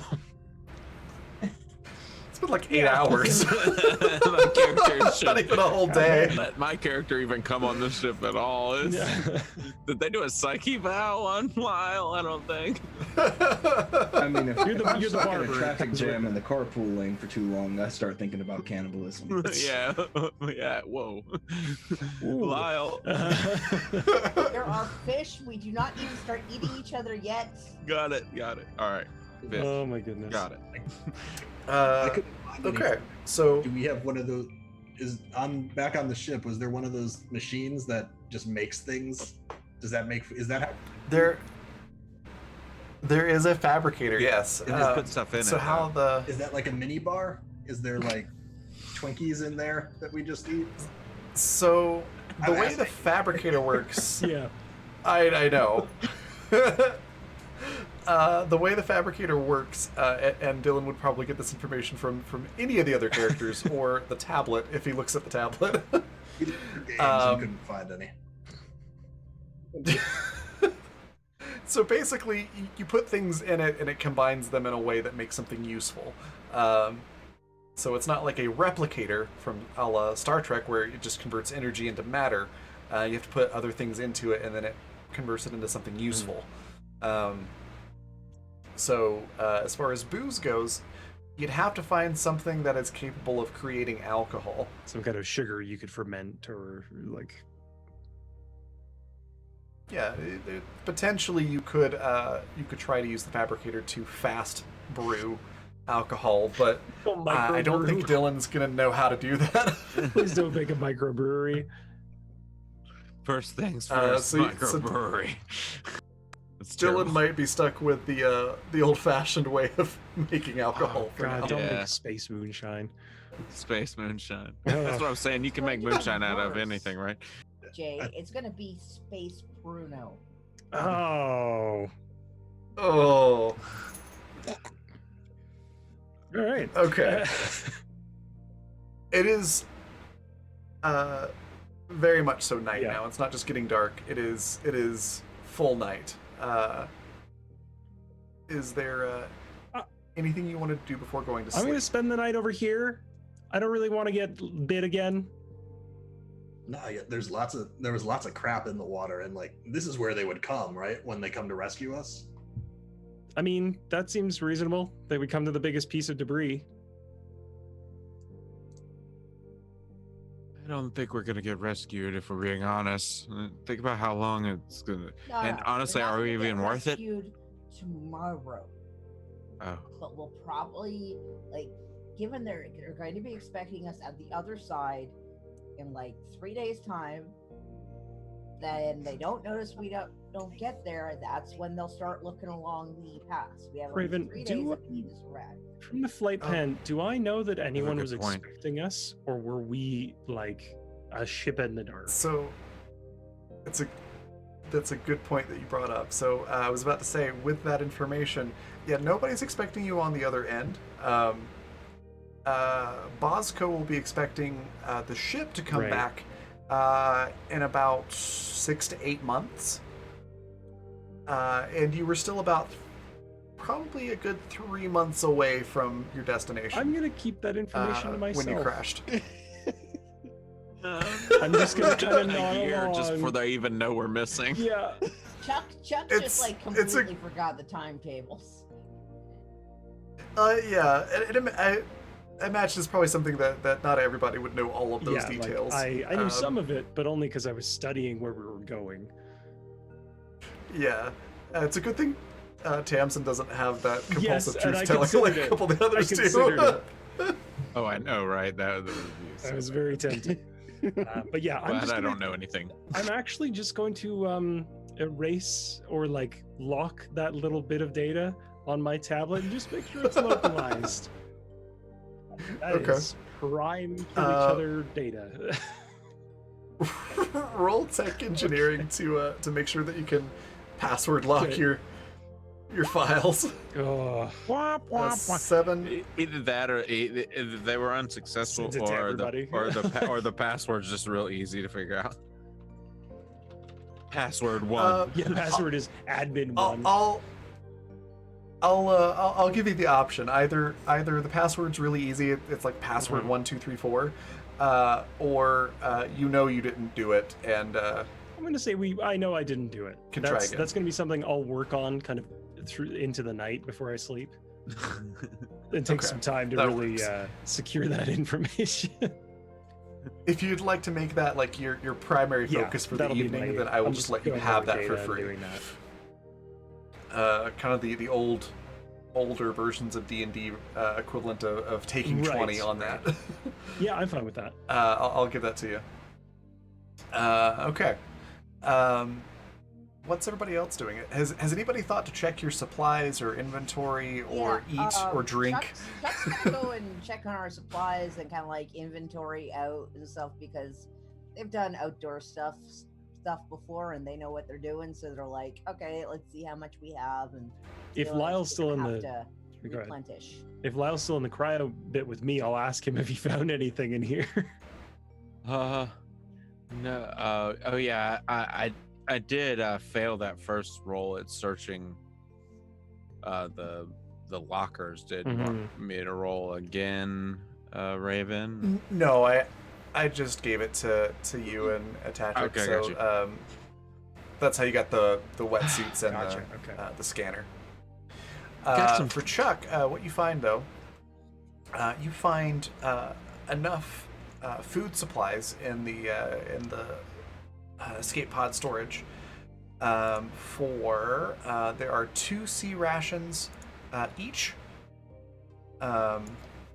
which those give you 1d12 food, and there is a 0 chance to get sick off of that. And then let's say there are enough bottles of water in there for there to be 3 bottled waters each. Those give you 1d8 water, and your sick chance is 1 on a d20. So every time you drink that, you just roll a d20. If you get a nat 1, then it might make you sick. Okay, so we each have 2 sea rations and 3 bottled water added to our consumables. Yeah. Okay, and then we're 0 before that, right? And- Correct. So on the character sheet that Econorlax made for us, it's super cool. And correct me if I'm wrong on this, but all you have to do is put in the quantity, and then hit the little die roller next to it, and it'll automatically add that water or food to your total counter. Yes, it's totally automated. It will make the roll for the food value, make the roll for the sickness, and Okay, so that's how it works. That's cool. take one item from the inventory and we'll add that 4 to your daily consumption. Nice. Awesome. Awesome. Want us to all roll sea rations and I bottled mean, water? yeah, I'm going to for sure. And the goal is reaching 12 Okay. points. Yeah, so the way the food and water is going to work in this game, since it's survival, if you don't eat or drink enough each day, bad things start to happen. So after you need 12 food and 12 water a day to have your full amount. So after one day after not eating enough food, it goes -2 to all rolls, then -5, then -15, then -20. So on 4 days without food, or without enough food, you're at a -20. Wow. With water, after one day with not enough water, you lose 10% of your max HP. And that's not gone forever. It just means your max HP goes down by 10% So you're back. until you get water. Nice. And then it goes -25, -50, and then after 4 days without enough water, it's -75%. So you will start to really lose a lot of your ability to survive if you don't get enough food and water. You said we needed 12 water. 12 water and 12 food. 12 water. Oh, I only Are I we- drank all 3 of my bottles and I only got 10 water total, so I'm a little low on water. Are we Okay. eating those fish that you found, Chuck? Not yet, because I have not confirmed whether or not they're edible. I'm waiting for that scanner. Ooh, actually, Nobody's caught any. I have an either. idea. With Oh, shit. Yeah, I Boris, guess- Boris, you're setting up like a tie to get the pod tied off to the cryo thing. I think it's already done, yeah. What if we set up like a little kind of zip line slash, hand over hand line that we could crawl between them so we don't have to go in the water?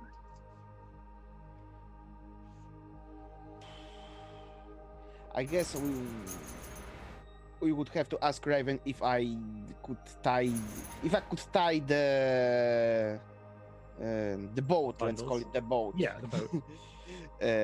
In such a way you can actually cross from one or from it to the mine wreckage without getting wet.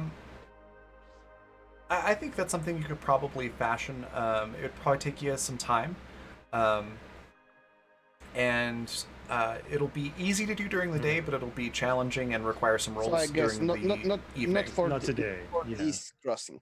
Okay, that's as long as I don't have to get back in the water. That's all I'm concerned about. Yeah. And I will say, Tamsin, now that you know what to look for, the odds of you stepping into a leech nest are smaller. Smaller, but they're not none. It's not Yeah. 0, but you know what to look for Okay. now. So, yeah. And you know to Yes, look. also that. Yeah, now that I've got my data, I am happier / sadder. Yeah. Okay. Well, then at that point, does everyone want to go to sleep and get enough rest? So if I No, didn't not get yet. enough water, if I only got 10 out of 12 water, what should I? I believe it will automatically, when I do the next day command, it'll automatically apply those penalties. For- Right? Let's check how it looks first, so I can know if it actually works, because that new thing, new toy. Yeah. So, how does it look, Dylan? Lemuel also only had 10 points of water. Okay. And I only had 6. What was that in the beginning? It was a 0 at the beginning. No, I mean on the beginning of the Raven, who was first on the panel? That was It's like Chuck's first on the panel? I was looking at it on the stream, and now it's out of my Mm. Yeah, I think it's true. Oh, only I can see this part. I see. Here you go. We're still figuring out the Just The a few technical little stuff. stuff. Isn't that Uh, like 11,000? What the hell happened there? I don't know, but yeah, I think Very you're right. Touch hydrated. it. Chuck has eaten all of the food on the planet. You've ruined the ecosystem. No more leeches. I didn't touch it. Yeah. I think we had Uh, some starting issues. I believe on the new day it should reset though, right? Okay, so let's take a look at the. Oh, you ate enough. But there's problem with water.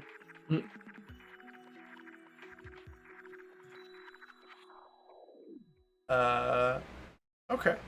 So if I click new day, is that going to reset it all? Wait for that, because that will reset it all, but also apply the penalties. Okay.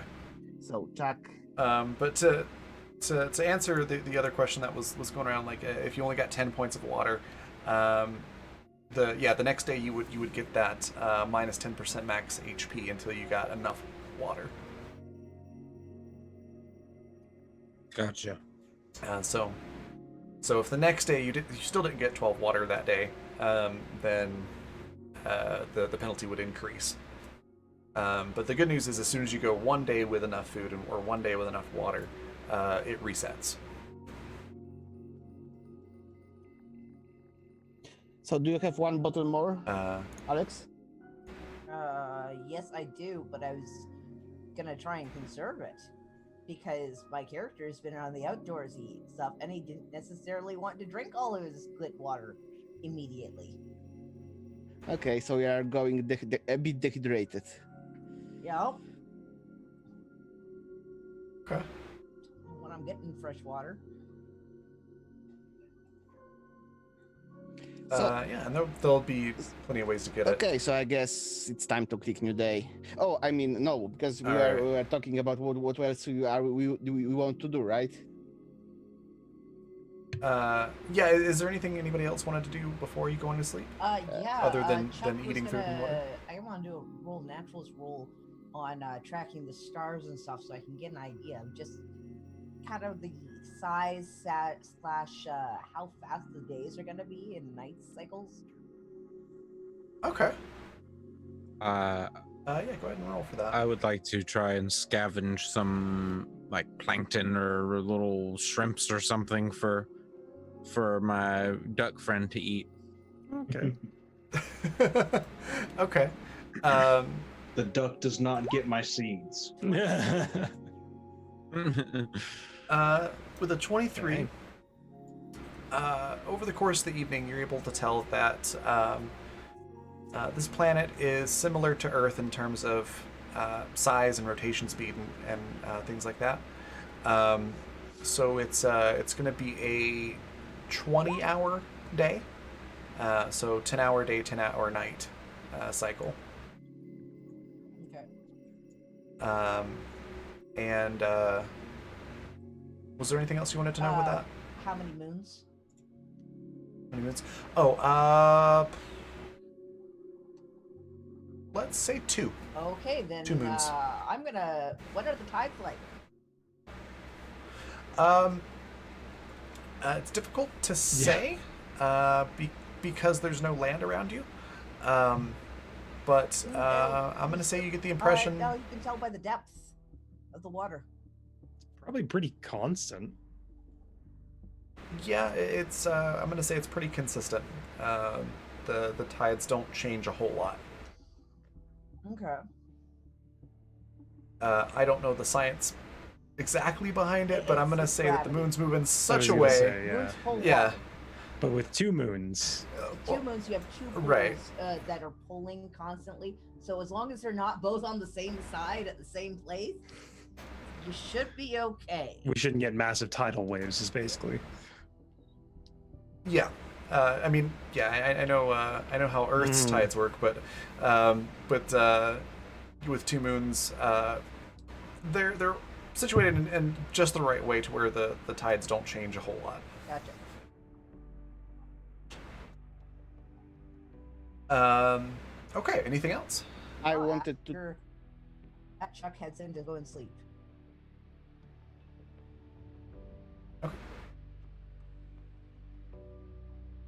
What was that? Economics? I wanted to check on.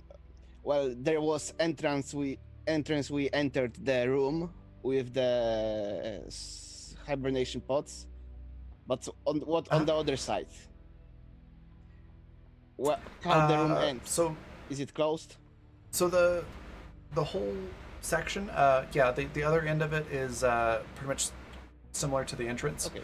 and it's currently underwater, and the door is sort of up against the sand underneath. So if you were to try to open that door, it wouldn't really go anywhere.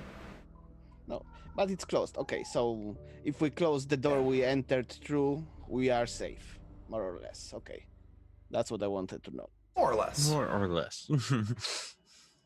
I didn't want to imply anything beyond my knowledge. I mean, you Definitely. haven't run into any search Lapods yet, so Yeah, I like you did missed in the them. playtest. Same. They're gonna be here. Oh my god, Chuck is gonna love them.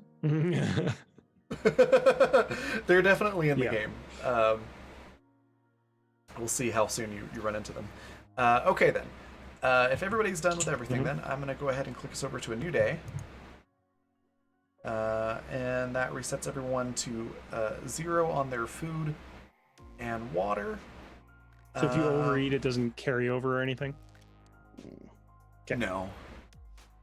And then I don't see any penalties on Yeah, on anything. maybe it didn't. It happened too fast. Let's try refreshing the control panel. Weird question, but is it possible that it's not registering a negative because everything gets reset to 0 regardless? I wouldn't. No, it was rolling. Well, when I was testing it, it was applying it okay. Okay. So let's check on the sheets themselves. Yeah, bear with us 1 second.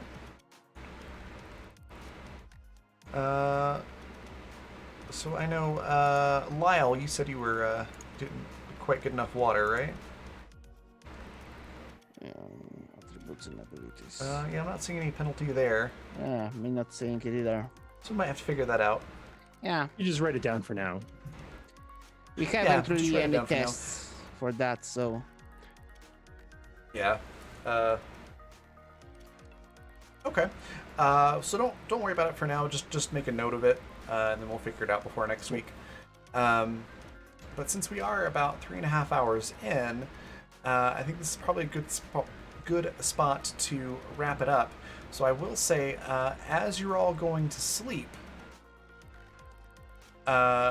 you hear off in the distance this strange sort of roaring noise coming from under the ocean, off towards one of the deeper parts. It sounds like some sort of sea monster. It's just like it's not quite a scream, but it's not quite like a lion roar either. It's something otherworldly sounding. I missed the sand spit. It sort of echoes across the water a little bit. You only hear it the once, but you definitely all hear it. So have fun sleeping after that. Yeah, definitely. My character's already admitted to having a phobia of the deep ocean, so this is why. Was that how? Phobia affirmed. Was it close or was it kind of like distant but loud? It was distant but loud. Ah, You can definitely tell it I was guess we don't not got close by. theories on this world. Mm-hmm. And with that, I think we will call the session there. We're going to go on a raid here in a little bit, but before we do that, I'd like to give everybody a chance to talk about what they enjoyed in the game, where we can find them next, and all that good jazz. So we're going to go opposite direction of what we started with. So I'm going to start with Econorlax. What was your favorite part? Where can we find you next? And anything else you'd like to share? Well, you can find me next here on Friday. That would be in 3 days, I will guess. And my favorite moment.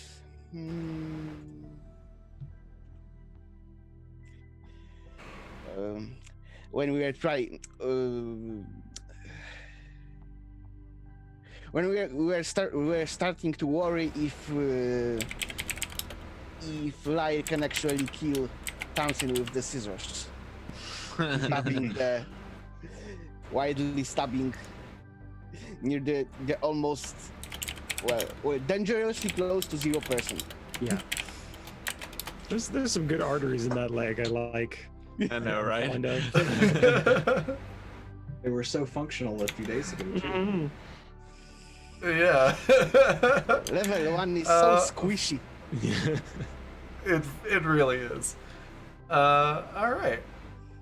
Next, we've got, speaking of Tamsin, we've got Jay. What was your favorite part? Where can we find you next? And anything else you'd like to share? And then I also have one other question. How close to 0 hit points were you? I was down to 5 hit points. I was down to a third of my health. Okay. So, you know, pretty close. I would say my favorite part was probably watching Lemuel go up top and just start paddling. Like, as soon as we got on the water, he was just like, no, all right. We're out of here. Yeah. Just immediate kind of like, I'm going to go take the wheel. I really enjoyed that. Didn't matter where we were. It's like, we could have been on a desert island and you probably would have found a way to battle the island. I really enjoyed it. In terms of where you can find me next, I will be here on Blackfeather Guild on Saturday, where I'll be running my Stars Without Number campaign, and then right after that, I will be in Raven's fundamental game, Animus Absentis. Is that right? I keep wanting to say Absentia for some reason. Close enough. But otherwise, I do want to say that this version of it, having done the playtest and everything, this is like top notch. You have polished over all the like kind of rough bumps that we played through. I'm really looking forward to it. Thanks. I'm glad you're enjoying it. Fantastic. Next, we'll go over to Atatric. What was your favorite part? Where can we find you next? And anything else you'd like to share? Favorite part, I'm gonna steal the duck. It was the duck. Apologies to anybody after me that was gonna pick the duck. But oh, that's everything great. about it. You could catch me tomorrow night with Leland over on Twitch TV Dark Galaxies Gaming in our D&D 5e Saltmarsh campaign. Oh yeah. Yeah. That's fun. Excuse me. Awesome. And yeah, Lee, same questions. What was your favorite part? Where can we find you next? Anything else you want to share or talk about? I just like, you know, everyone's personalities being, you know, big and unique, and I can already tell there's going to be some fun hijinks and some, you know, some good role play, and I also really enjoy how deadly the game already seems with Tamsin. I didn't know Tamsin's max HP, but I could already tell based on the numbers you were throwing out that she probably wasn't sitting pretty. It was not long for this world. Yeah, exactly. Yeah, no, I just like how I like random tables, and I like brutal systems, and so, you know, because I feel like your progression really like becomes pretty valuable if you've survived, you know, deadliness for a while. But yeah, just really excited about that. And as far as things to plug, well, I'm going to be in this game with Patrick on Wednesday on twitch.tv/Dark Galaxies Gaming. It's pretty cool. Oh, wait, you already plugged that. You took it from me. Okay, there's 2 outlets. Yeah, cool. Just watch it twice. Put it up on 2 different windows. 2 different devices. Yeah, double the viewers. No, on let's see, shit, am I doing something Thursday? Saturday on twitch.tv/impactrpg. I'm going to be playing in a game called Waterdeep is Falling. It is a paranormal investigation Waterdeep based D&D 5e game where we're basically starting our own business and stuff. It's pretty cool. Check it out. It's at 3 p.m. Central. I'm sensing a theme here. You've got water, and then you've got salt marsh, and then you've got water deep. Yeah, I know. Exactly. Yeah, it's. I need to get out to the beach, I guess. I guess somebody needs to hand you a towel. Yeah, I know. Yeah. The most useful item in the universe. Well, next we've got Zan. What was your favorite part? Where can we find you next? And anything else you'd like to share? Yeah, so hi everybody, I'm Zan. If you just left this channel up all day, you will remember my pretty face. I think my favorite part was that today seemed to be unofficially Bloodsucking Tuesday. Everything there's apparently that's what everything survives on Tuesdays is blood. I mean, I didn't know those were the rules, but apparently those are the rules now. I don't make the rules. I guess I'll just have to follow them. Guess I'm eating rare steak tonight. Yeah, and the next place that you can catch me is Friday. I'll be on Polished Cryptid's channel with a Test of the Ages 5e game. Monday, these are all American times, not Japan times. Monday I'll be on. Oh shit, I'm running that game. Monday I'll be running a 5e game that is yet to be named here. And next Tuesday, before this goes live, you can catch me running my La Femme Boucherie 5e vampire game. I'm a busy little boy, and if you want to catch me, you can catch me at the links that I just attempted to drop in the chat. There we go. And yeah, no, this was a great time. We think we got a real good cast here. This is a lot of fun. Awesome. I'm glad you enjoyed it. And then last but certainly not least, we've got Alex. What was your favorite part? Where can we find you next? And anything else you'd like to share? Oh, God. Okay. Admittedly, my favorite part is something our watchers did not see. So while Raven is very carefully detailing to all of us how exactly the system works within the system, all of us are in the Zoom chat trying to decide what type of duck this is. Look, damn it, it's a Rosier Spoonbill, and I will go to the. I will go to Need to hold a poll, clearly. To the good doctor, It's a Rosier fucking Spoonbill. Duck poll in Discord. Needless to say, we didn't follow orientation very well. No, I was trying so hard to pay attention to Raven, but all I could think is like, no, I gotta pitch for a fucking mandarin duck. Yeah. It's cool. I mean, there was totally not any information there that's going to later save your life. Definitely. No, nothing at all. Not at all. No, Like, not as important as all the of comfort us- duck. All of us were like looking like we're paying attention. Meanwhile, like we're all just like. We're Just Googling waterfowls. I did Google a few different ducks during that orientation. Yep. if I'm being- Yeah, no, apparently it's the whistling duck. I looked it up. I've got a picture of it and stuff. I will work on a picture of the I duck swear we're next paying time. attention, Raven. I promise. Yes. I'm totally paying Yeah, attention. no, absolutely. We can go back and rewatch the episode. Yeah. It's fine. We'll do our homework, probably. Oh my god. Probably. That great. was my favorite part. It was just so like, wow, we're really in character right now. We're horrible people to be on this mission. Yeah. it So kinda glad was like- Raven picked us Oh, to run goodness. her handmade, lovingly crafted system. On the other hand, if we succeed in breaking it, or if we don't succeed in breaking it, then it means it's unbreakable. I mean, that's true. Yeah. Oh goodness. If we survive, it's a that's good great. deal. I wouldn't bet a whole lot of money on the surviving part. Yeah, If yeah. we have At fun, least it's not a on good your- game. Yeah. There you go. Because we're not the Yeah, definitely not on your starting character. It's a good thing that Chuck has a whole bunch of siblings.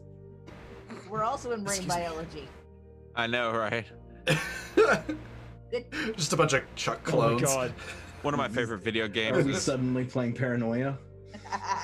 No, it's one of my Lost. favorite Space. one of my Oh my favorite God, we're PC playing Lost. games is funny enough another ocean game based game, a Sunless Sea. Oh god. And if you basically go into that game thinking you're the captain you make in the beginning is gonna survive, you're gonna have a bad time playing the game. You might as well just accept that you're gonna need to make another character because that's kind of the game's Oh. yeah the game's kind of based on you perishing and then kind of leaving a little bit of information left over for your other people. But yes, it's fun. I should have opened with that and been like, so are you ready to have a bad Yeah. time? And then I played a little clip of Megalovania. Oh, but I you was can not find prepared me for that again much here reach. on Saturday, where I know I that was am a lot. playing. I am playing Seattle Yep. because I didn't realize that that's what that sign meant. Yep. The You're welcome. double-fisted tower. Yep, Uh, that was great. Yeah, I'm looking forward to the next Saturday Same. game. It's gonna be fun. yeah, no, I may have made a guy way too gay. And that's our mostly Canadian game as well. Is that possible?